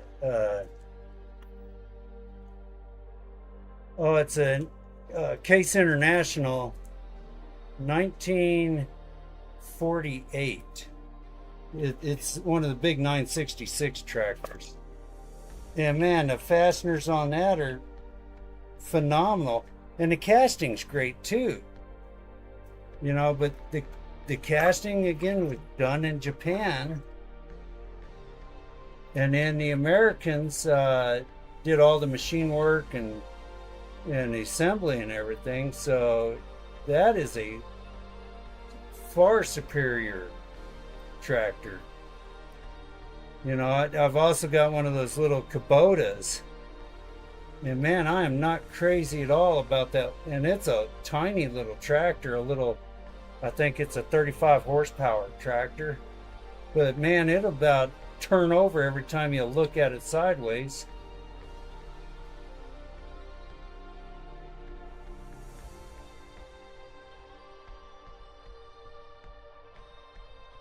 Yeah, that little tractor is almost dangerous. And you know, when I got it, it came with a loader bucket and forklifts, and got a snowblower and a backhoe, and it has the 3-point blade and everything. And you know, it came with a lot of attachments, 25 grand for everything. And I can see why it was only 25 grand. It's probably, you know, $10,000 worth of tractor. But I've had that thing rock up off the wheels more than once.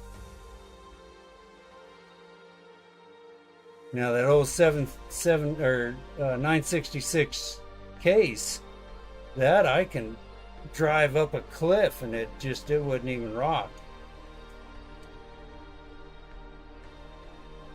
Yeah. I'm gonna have to write that on there. Figure out how I can do it. The Enforcer's the big guy, huh? Cool. We'll get it on there for you, Mike.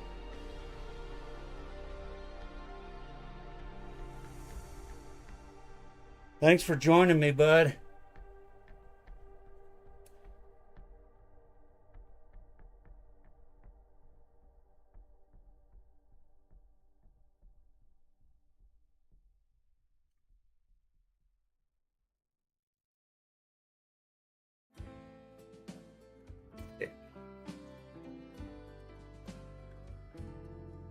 Now's when the magic begins.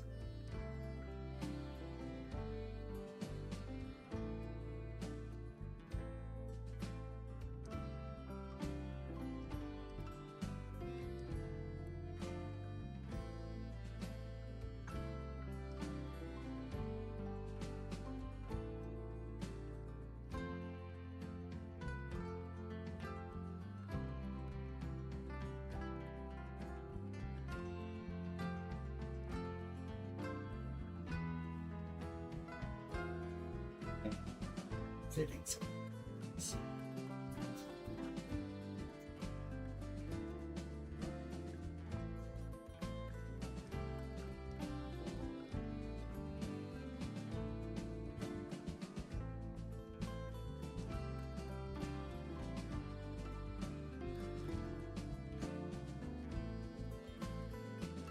Okay, so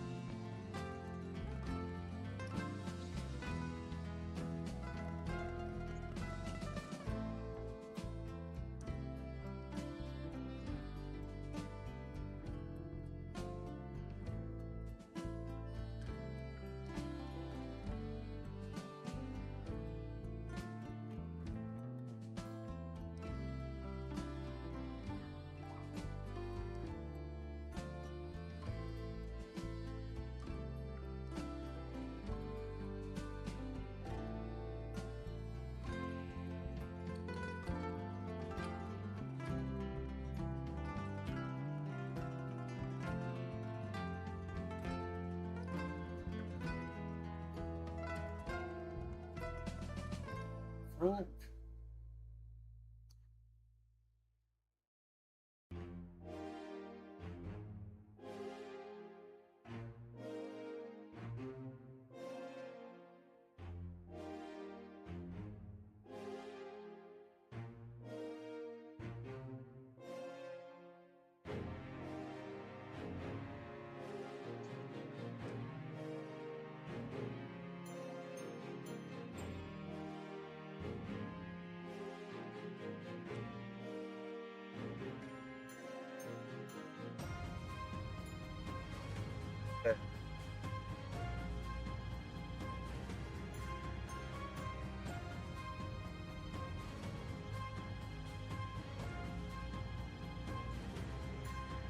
Okay, I'm going to test it.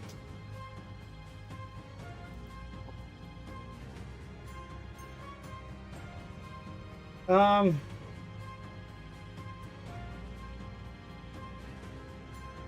know he has a pair of snakeskin cowboy boots he's pretty proud of. He was pretty upset because he couldn't get snakeskin bowling shoes. Of all things. Not sure if it was that he was upset or he's just trying to give his mom a problem. So, but yeah, I think snakeskin's good with him. He likes it.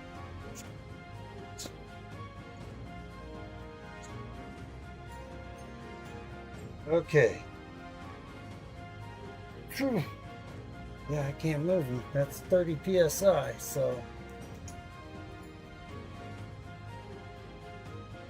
They won't flash at 30. There we go.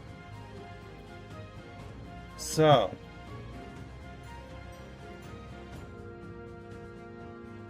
That is, start to finish, a completed air vise.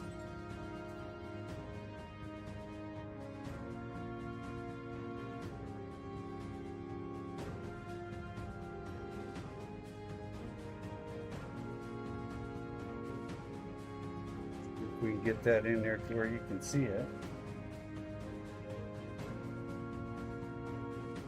Now we know why my bench is a mess. There we go.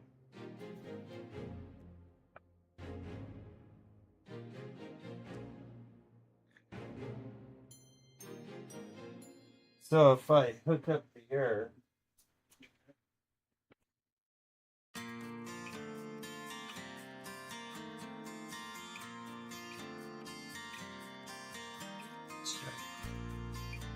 clamping, what I do is I put them in here, and then I send these squaring blocks. Yeah, these ones. Where did I put them? There they are. That way you can make sure everything's nice and square in there. And it, you know, the blocks are nice if you need to shim a mold up or something, you can use that. But you just want to set them so that you're nice and square.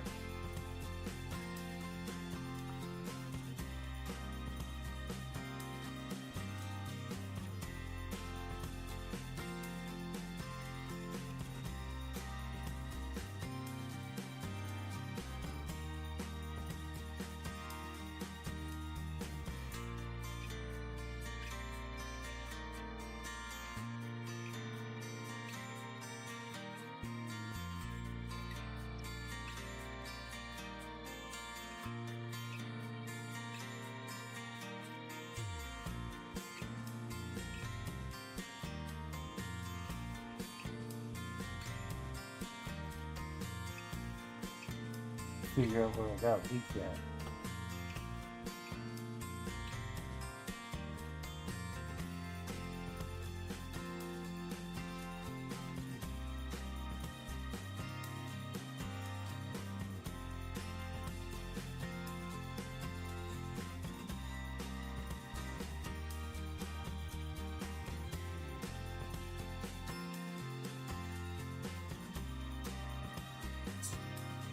Not cooperating.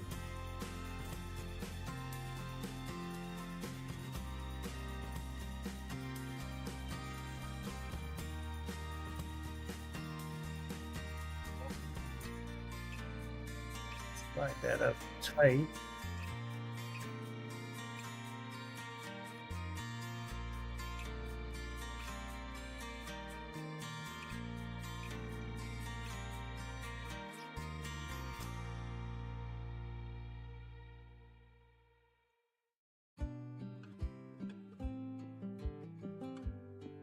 There.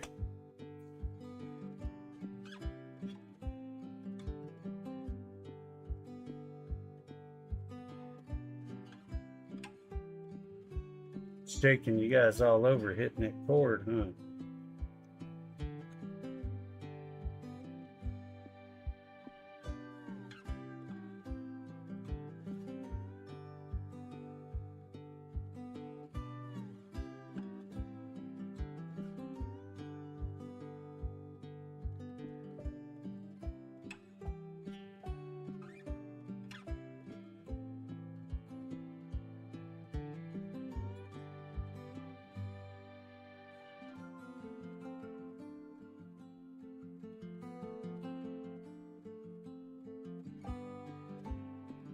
Okay, pull our blocks out. There. Nice and tight.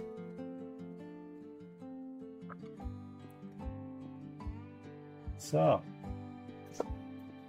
then if you're ever where you have a short mold, you still clamp it pretty tight. So,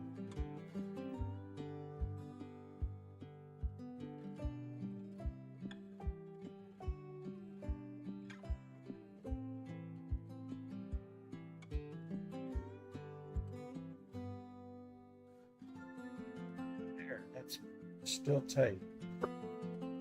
But if we go here, it won't even. It does. Boy, that's longer stroke than I thought.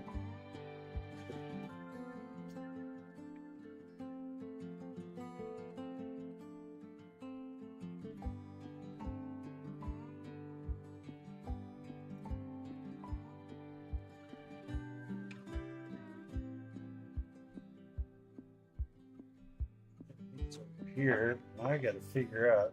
I can hear air hissing. Leaks piss me off.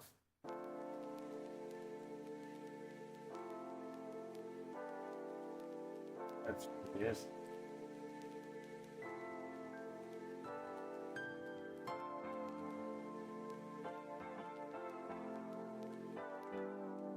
It's because that fitting isn't fitting good.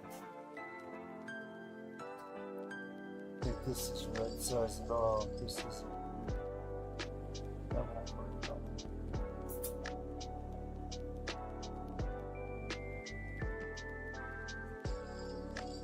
Does. You know. So, and then the other thing I do is I have little grandkids, 3-year-olds, 4-year-olds. And invariably they're going to come up and they're going to reach across my bench when I'm working on something and try to pick up one of the baits that I'm working on. And as soon as they do, they're going to hit that valve. And if it's so that you have to, so that it opens on up, right? And they hit it and my fingers are in there, I just got pinched. So I always set them up so that the vise is open when you push down. You have to lift up to close the vise. If you don't like that, you just reverse these two lines, switch. So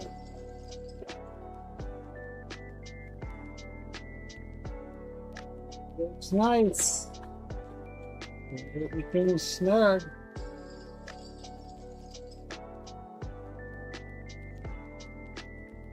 Should be a good one for him.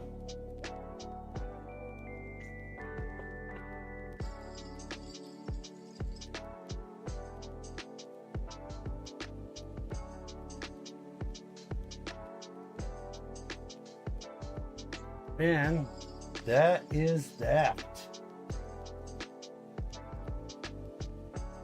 So now all I got to do is build the stuff to ship it and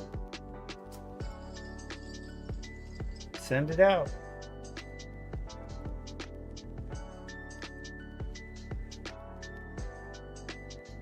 Alrighty. Man, it makes for a fun day, don't it?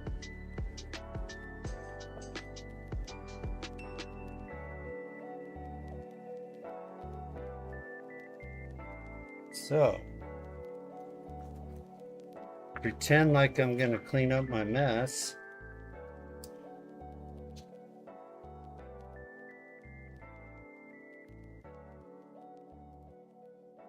Oops. I bumped something.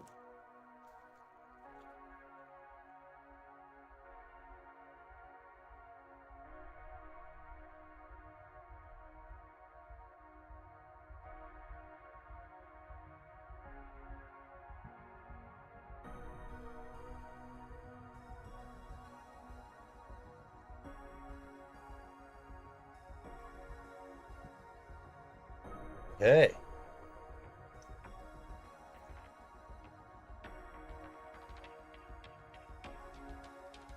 I think I have one more to build that's unanodized. That's just a clear aluminum. Shouldn't say unanodized because all of this is, it's still anodized. Otherwise it would be powdery white on the surface. It's what they call clear. Clear aluminum. What I do is I anodize color into it. Make it slightly more prettier.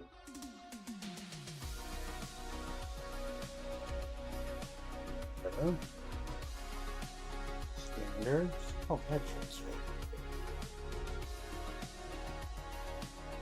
So, this is all garbage.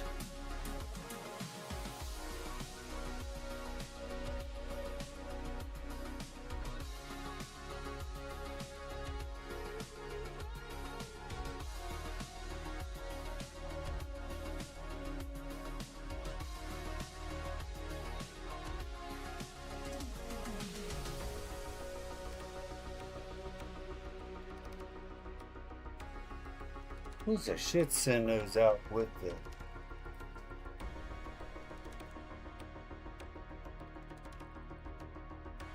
Yeah, probably should send these out with the regulators, huh?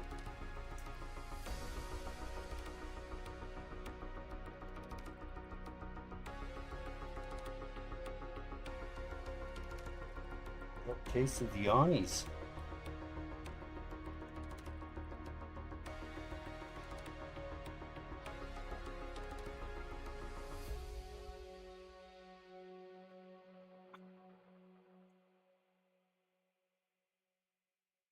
Alrighty.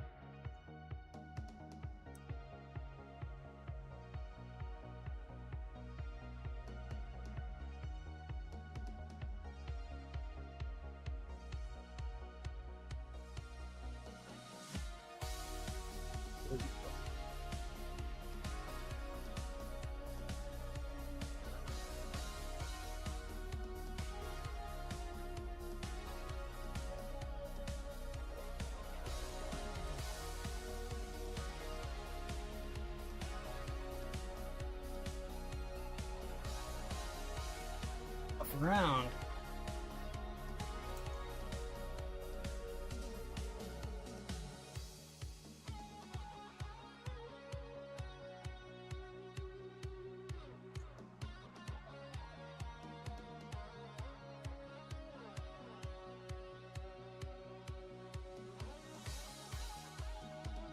Ready.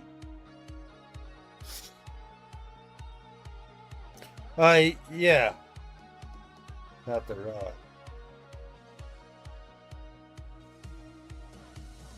If Gary likes stuff with snakeskin on it, he has a pair of snakeskin boots that are, cowboy boots that he's really, really proud of. He's really happy with those. And when they went to go get him bowling shoes, because he does that Special Olympics bowling, he got pretty upset because they couldn't get snakeskin bowling shoes. And I'm not sure if that was the snakeskin part of it or the part of giving his mom a hard time. So, but yeah, I think snakeskin, he's good with snakeskin.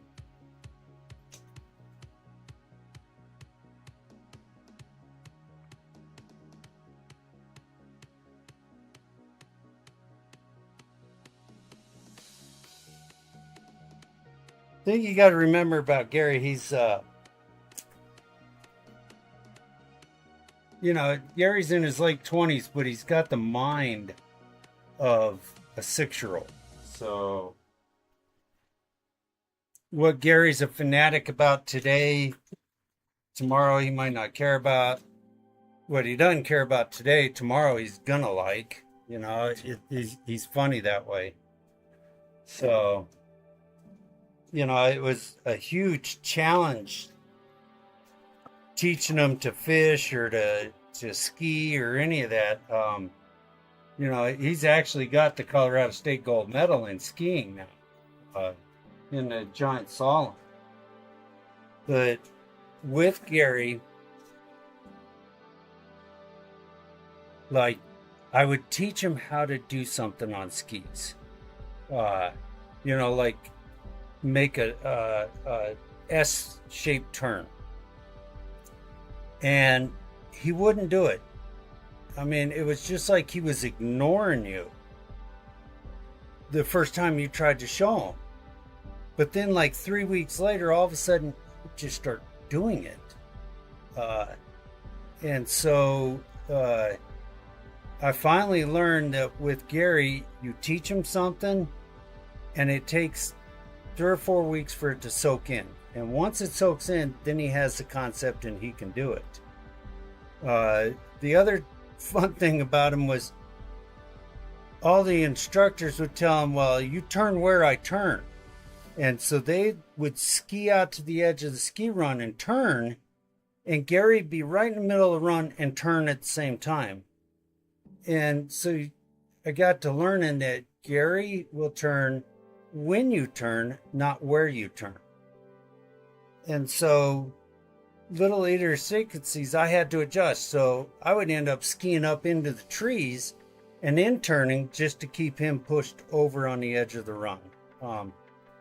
So, you know, conceptually, he's there, but he processes it extremely, extremely slow. So, you know, you could give him a pair of snakeskin gloves and he wouldn't respond much to it today, but in 3 weeks, he's going to go gaga over them and be extremely upset when he can't find them. So it's one of those type of deals. He's funny. He's fun. You know, it's fun hanging out with him, you know, but I've known him for, oh man, I've taught him to ski 7 years ago. So is when I started teaching him to ski. You know, and it's funny because when I first started teaching him, I was actually told that, you know, because the first thing Gary asked when he went skiing, very first question before he even got dressed, what's the hardest run? Well, tell him, well, that'd be a black diamond, but you're not going to do that. Well, when do I get to do a black diamond? And he was fixated on skiing a black diamond. And so I told him, I says, here's how we'll work this, Gary. Every week I'm going to teach you something. And we're going to go as your skills improve from the left slope, which is a green slope, clear over to the far right slope, which is the black diamond slopes. And so he worked diligently to get to that black diamond. But that very first day, the director of the program that we were with pulled me aside and he says, look, don't get his hopes up because guys like you will never take guys like him on a black slope. And so I made it my personal goal to not only take Gary on a black slope, but take him on the most difficult black slope at that ski area just to prove the guy wrong. And Gary and I did it. I mean, it took us 3 years, but after 3 years of skiing together, he made the black slope. So, TBI, yeah. Yeah, you know, but the thing that pissed me off the most was when he said, a guy like you will never take a guy like him. I mean, he just threw me in a bucket full of guys that are amputees. And granted, I'm not blind. I go to the VA hospital and I see guys with the same amputation that I have, and they have good prosthetics, and they sit in a wheelchair and they mope because they stand up on a prosthetic and it hurts. And it does hurt. I mean, picture making a fist and walking on your knuckles all the time. It hurts until your knuckles get sensitized to it. And pretty soon your hands will callus up and you won't even notice that you're walking on your knuckles. It's the same way with the prosthetic leg. You know, that amputation site is painful. And my biggest problem was when they amputated my leg, I went up to 498 pounds waiting for it to heal. And it took 5 years. Had so many infections and everything else. It took 5 years to heal. And so I gained a tremendous amount of weight. And those first steps were excruciating. But the more I walked, the more weight I lost. And the more weight I lost, the better I felt. And the better I felt, the more I walked. And it became a cycle, and now I'm down to 230 pounds. So I have lost a whole person.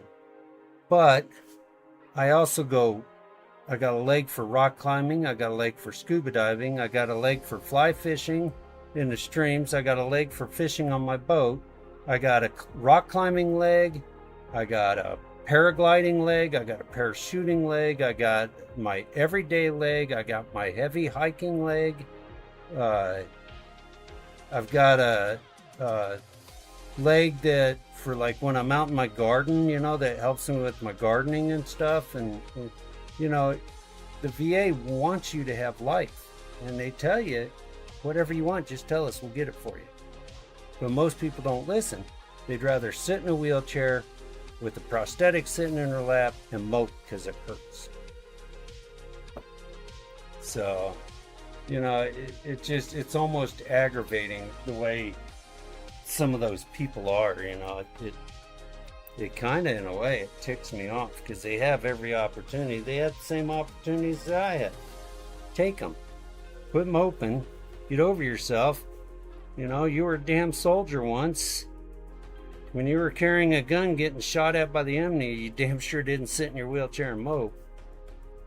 So, that's my rant, sorry. But yeah, so I taught Gary to ski, taught him to snowboard. He likes skiing more than snowboarding.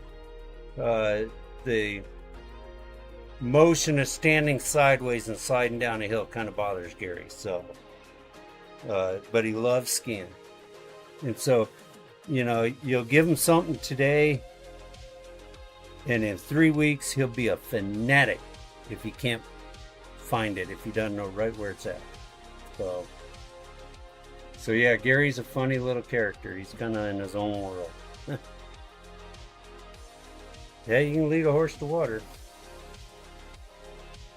My dad used to make him drink with the 2x4. So, but that isn't always effective. Unfortunately, especially within the VA system, within the medical profession in general, they placate people. They just, if all you want to do is sit in a wheelchair and mope, they're good with that. That's fine. But not me. They told me I would never work again, and they were going to give me money every month to live on, and I figured, shit, if I'm not working, I'm having fun. I'm going to live a life, and that's exactly what I do, is I live a life. I mean, I'm making vices today. Tomorrow I'll make a couple baits, and the day after I'll go fishing. It's, a lot of people dream to have the life that I already have. So, but cool. Yeah, send me an email. My down in the description of the video is my email address. Send me an email. What I'm looking for, is what are the average of your molds. I mean, if you have a whole bunch of Epic or Hog Salad or Angling AI, those are all about the same size molds. But if most of what you have is Kirby design, where you have the big, the high capacity shooting 20 and 40 baits at a time, those are bigger molds, and so we need to build a different vise. If mostly what you're shooting is the little do-it molds, and you just very rarely shoot an Epic or an Angling or something, then we'll build you a vise that will fit your the do-it molds. So it'd be a smaller vise. You don't need all of this blocks to lift it, and you don't need a heavy duty dual rams. You don't need the 1/2-inch plate for backstop, things like that. There's things you can get away without. And so why pay for them, I guess, is but so kind of send me an email. These 12-inch vices like this are designed to hold between 2 and maybe 4 molds at the most. They're not very big. If you've got bench space, we can build you a bigger vise. Like mine, I don't know if you can, let me see if I can turn this. Some stuff out of the way here. You can kind of see mine hanging on the wall right back here. It goes from way down below the bench clear up to there. That vise is, I'll hold 20 molds at a time in it. But if you're not going to shoot 20 molds at a time with the shooting star, or with the Presto pot, the tournament strong system or something, you don't really need a big vise. But on the other hand, if you're only shooting 4 molds at a time now, and you're thinking, well, here in the near future, I'm going to get a tournament strong system, or I'm going to get the shooting star system, we might as well build you the big vise now, because you don't want to pay $350 to get a 12-inch mold or 12-inch vise, and then in a month pay $350 to get 24-inch rails, or 36-inch rails or something, because the rails are the most expensive part, but the way to look at it is $350 for a 12-inch vise is the price of 1 mold. You got a shooting star already, so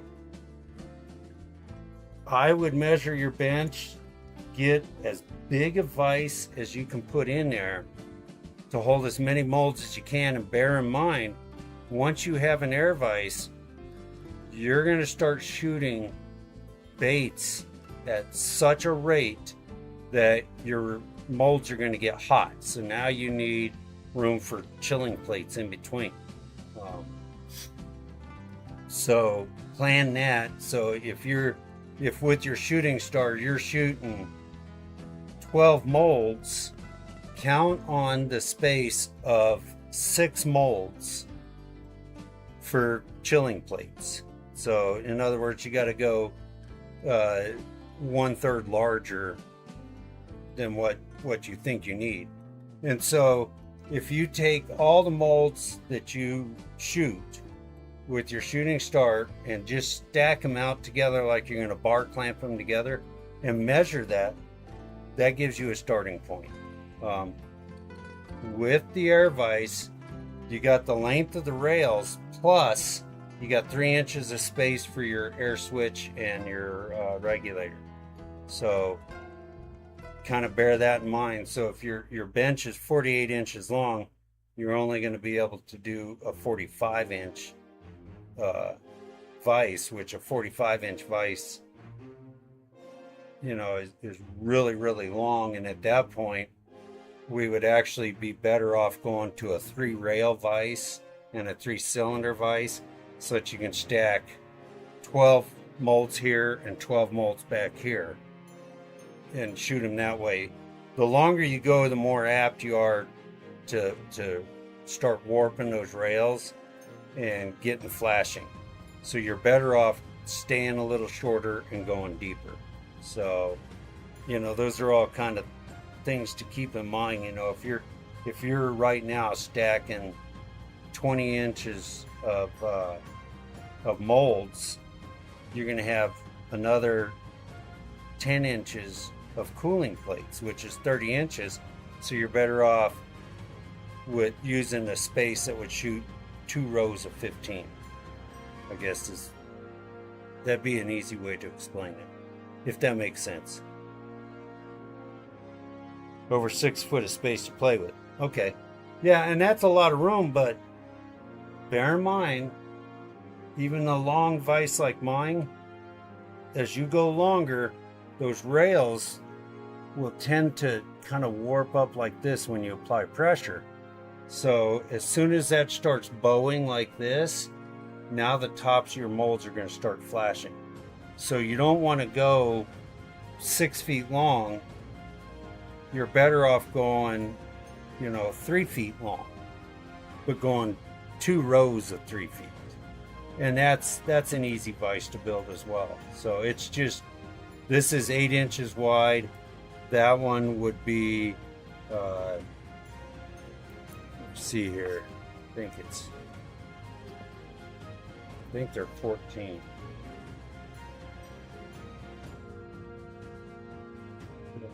Eight plus 1, 2, 3. So it'd be roughly a foot wide. So you would have 2 rows, because most of your molds, for the most part, they're about 6 inches maximum length. These that I had in there today, they're 4 inches and 4 1/4 inches. So,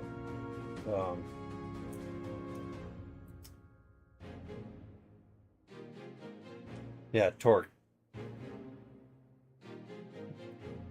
I've been on a lot of these sites where these guys are building their vices and stuff, and they're all talking about running at 100 psi and building their vices out of it's C channel is what they call it, but it's you mount it against a wall and then hang breaker boxes and electrical components on it. And that's a 20-inch mold made or vise made like that weighs almost 100 pounds. They're phenomenally heavy. Whereas I can make you a dual mold or dual vise that's 30 inches long that only weighs 30 pounds. They're lighter, easier to move. You can hang them on the wall when you're not using them. But they're also talking about running 100 psi and 125 and still getting flashing. Well, the more pressure you put on here, the more that's going to bow that rail and the more flashing you're going to get. So the common sense solution that they can't seem to understand is, if you're flashing at the top of your molds, turn your pressure down. Don't add pressure trying to squish it, because the more pressure you put on these molds, you got to remember, inside these molds, it's hollow. And so right where each of these hollow spots are, when you put a lot of pressure on there, you start getting stress fractures in that aluminum, and eventually that mold's going to fail.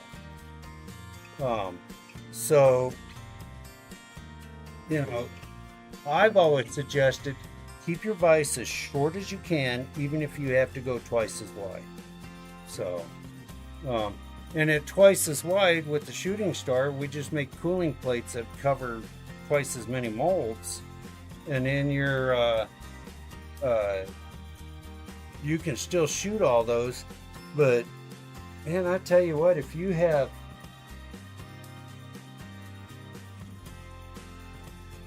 I think in the mini shooting star, if you filled that thing completely full, you could probably run 24 molds twice, and you've emptied that shooting star.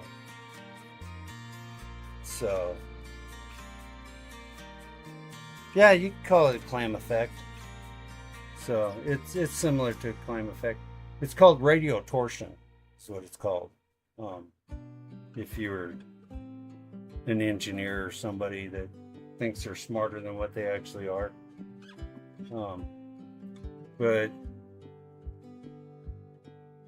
so when you're thinking about a vise, how many molds are you shooting right now, and how fast do you want to shoot? Because if you're going to shoot them one time and be done for the day, it does not make sense to leave room for chilling plates. But if you're trying to get up to where you refill that shooting star 3 or 4 times a day, you're going to have chilling plates. Everything's going to get screaming hot. So, and you you got to consider your chilling plates. A lot of guys will have a 5-gallon bucket, half full of water, half full of ice, and a pond pump, and they're circulating through that, and it comes out hot and it melts their ice, and they're dumping that bucket out halfway through the day, refilling it with ice, refilling it with water, putting it back, slopping water all over your shop floor. It's a nightmare. Whereas if you look into the TIG welding systems,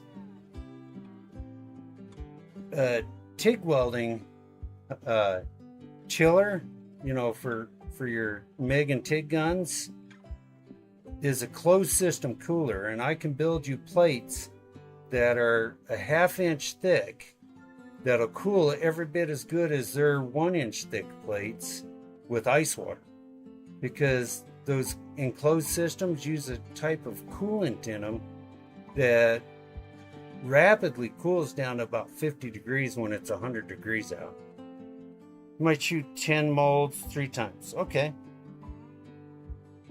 Yeah. And if all you're shooting is 10 molds, let's see here. I think that's a 16-inch vise. So 2 molds is 2.5 inches. So that's 4 molds is 5. That's 8 molds is 10 inches. So 10 plus 4 and 4 is 18. So yeah, a 20-inch vise is more vise than what you need. That'll allow for those oddball days when somebody calls you up, you're in the middle of a 10 mold run, and they say, oh, I just gotta have, these additional baits today. It leaves you a little room to open up and throw those extra 2 molds in. So, a 20-inch vise, let's see, 20, what's that? It's a 24, right?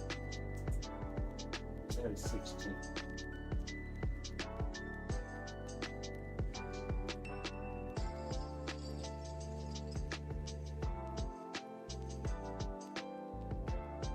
Okay, so 24-inch vise is $750.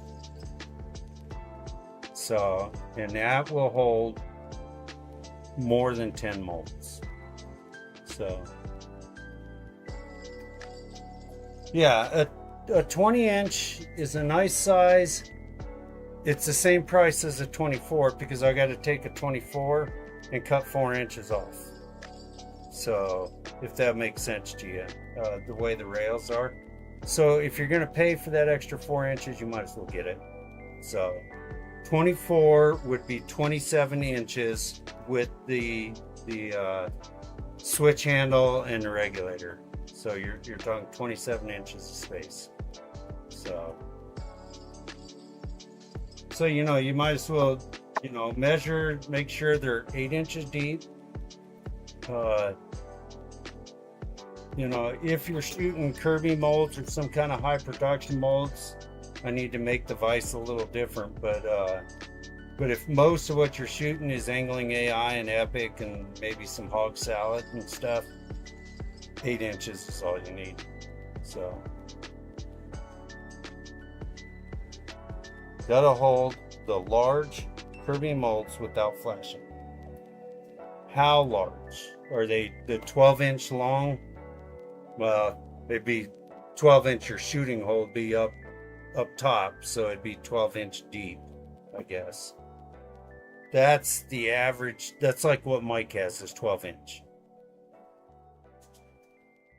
Is that what you mean by the large Kirby's? Or or your Kirby's 10 inches this way, and then they got the hole in the top. So it'd be like,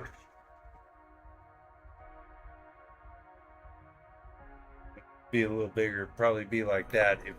If you're shooting here, those would be 10 inches. The big 22 cavity worm.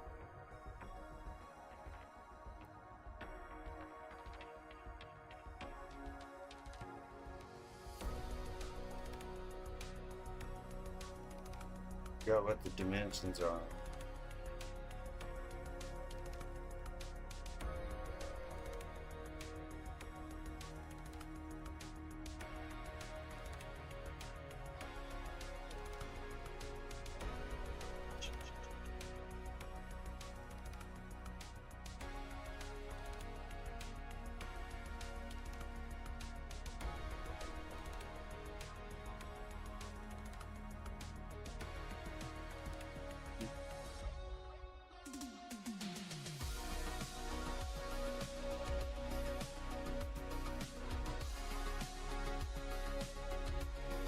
Come on, you stupid thing.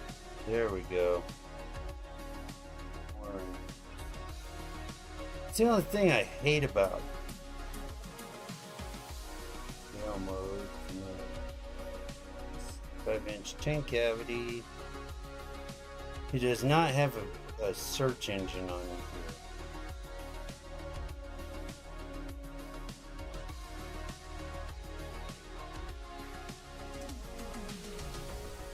.40 cavity. Oh, that's the tail.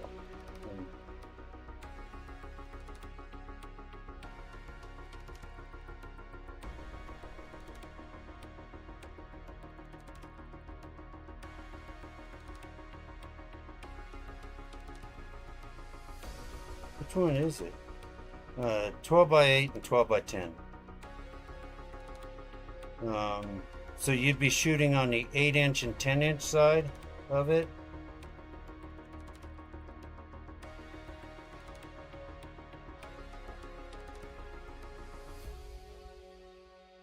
I don't know exactly which you're talking about.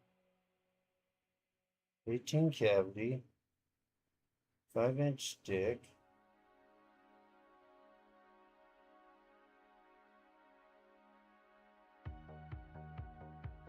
On the 12-inch or the 8 and the 10-inch side. So in other words, you would be shooting, these are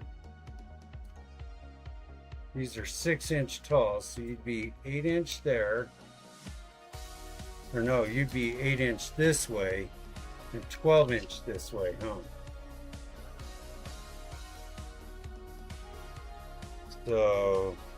So we would actually,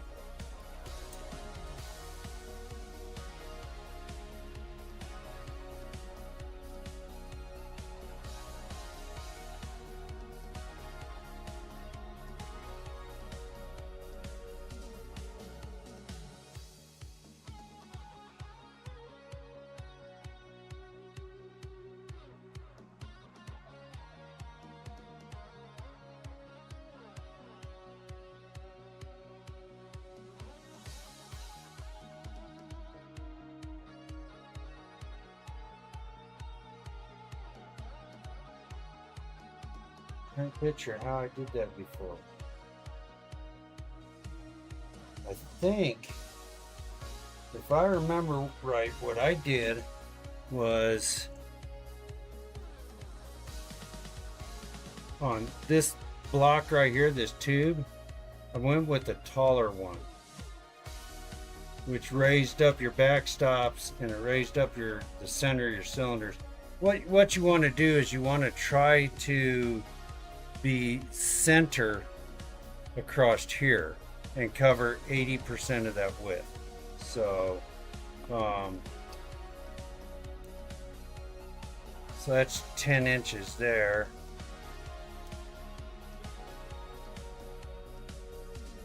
Right there's 10 inches. That would be the width of your small one.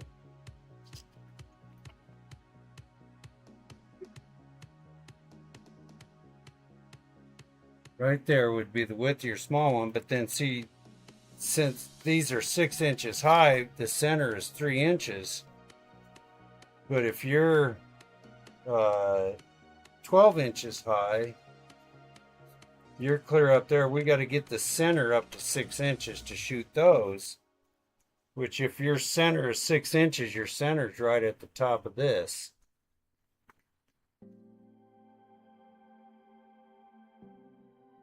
How many of those molds do you shoot usually?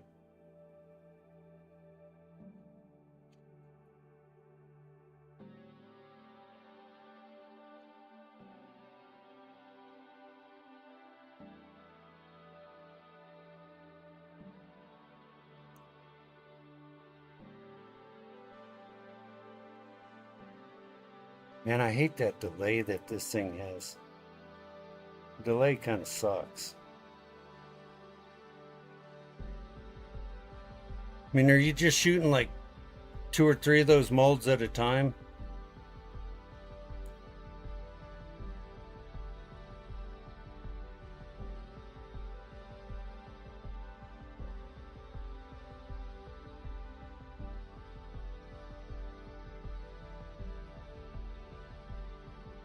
Yeah, but if those are the rarity,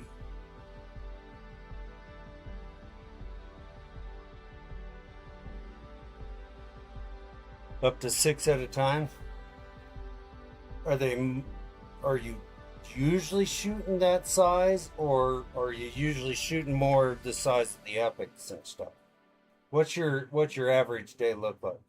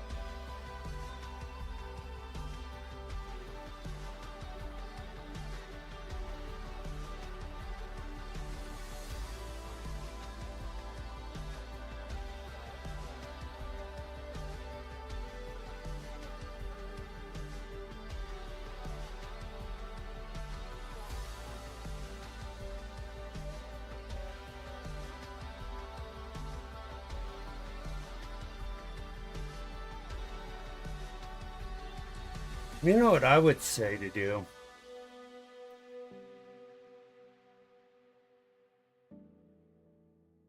If you're shooting, 10 molds at a time, and up to 6 of those,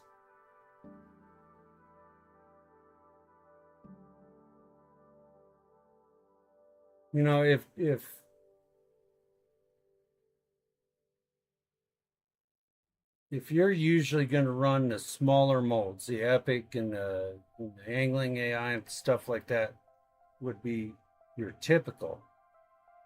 What I would do is get a vise for those.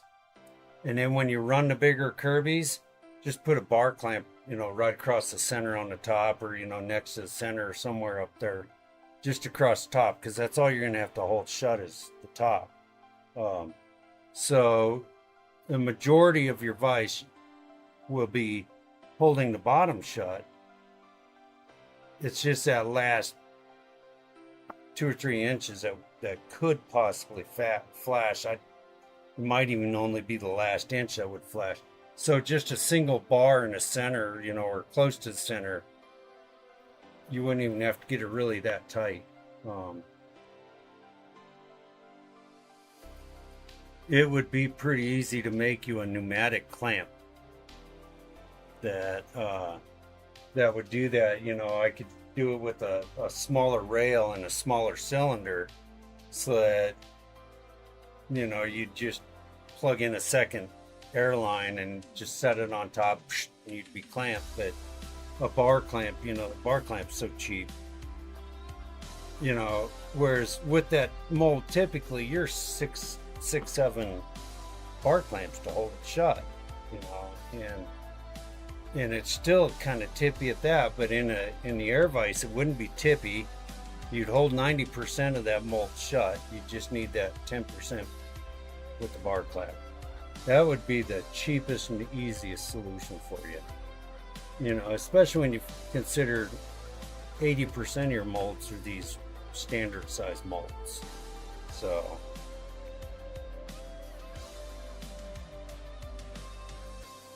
I forgot to double check, make sure I tighten this. Double check.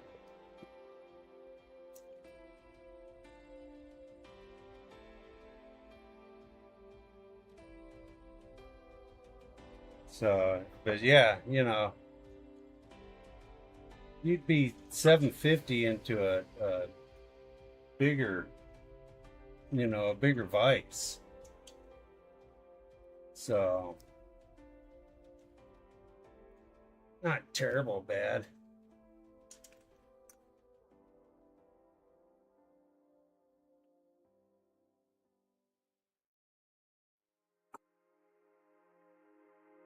Yeah, good thing I double checked. I hadn't tightened these up.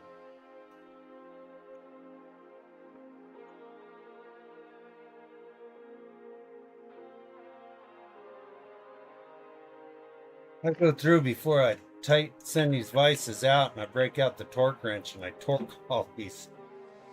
You know, the only ones you don't have to torque are these back ones, but you don't want them very tight anyway.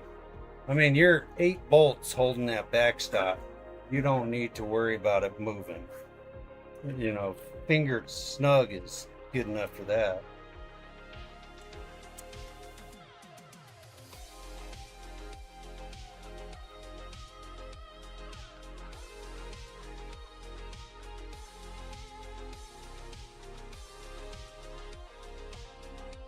Yeah, just send me an email and send me some photos with the tape measure or a ruler or something laying next to those curvy molds. I'm trying to think if I've seen them before. I'm pretty sure I have. But because I've got the same one that Mike has, that winged, that 20 cavity wing fluke. Hate that mold. I don't like the bait. I've never been productive with the bait. It might be a confidence thing, but Mike likes it. He likes it a lot, but I just don't care for it. I haven't been able to sell it. Of course, you know, if it's one of your confidence baits, they're pretty easy to sell. So when you get into something that you just don't care for, it's like you don't try to sell it very well. So then it doesn't sell very well. So, but yeah, send me some pictures and we'll work out all the details and get everything I need so that we can get you going on one. So I just made an order for a bunch more of the switches and regulators. These little switches this last time took me like 6 weeks to get them. It was terrible. So, and then aluminum square bar, that was 6 weeks to get it. And I was aggravated. I told the guy, I'm just damn near ready to drive down there and pick it up. Well, you know, you got to get UPS to cooperate with you. No, I don't. I got to pick up. So, but perfect. Thanks for joining me today. Just figured I'd pop on and do a little something different. So, yeah, that video of Gary should be coming out pretty soon. I just got to finish going through it and putting it together. So that's a chore. All righty. Well, you have a good one, man. Appreciate you coming.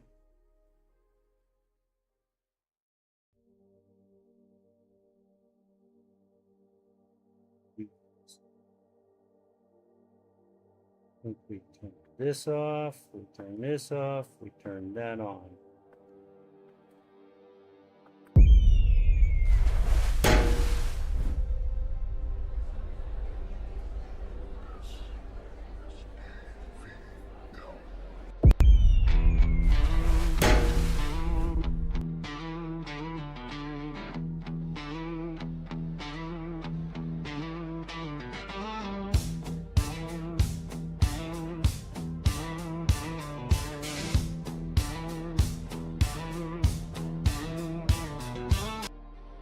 Mood sank in the mud, moon's just a busted boat. Breath held on the dock edge, every heartbeat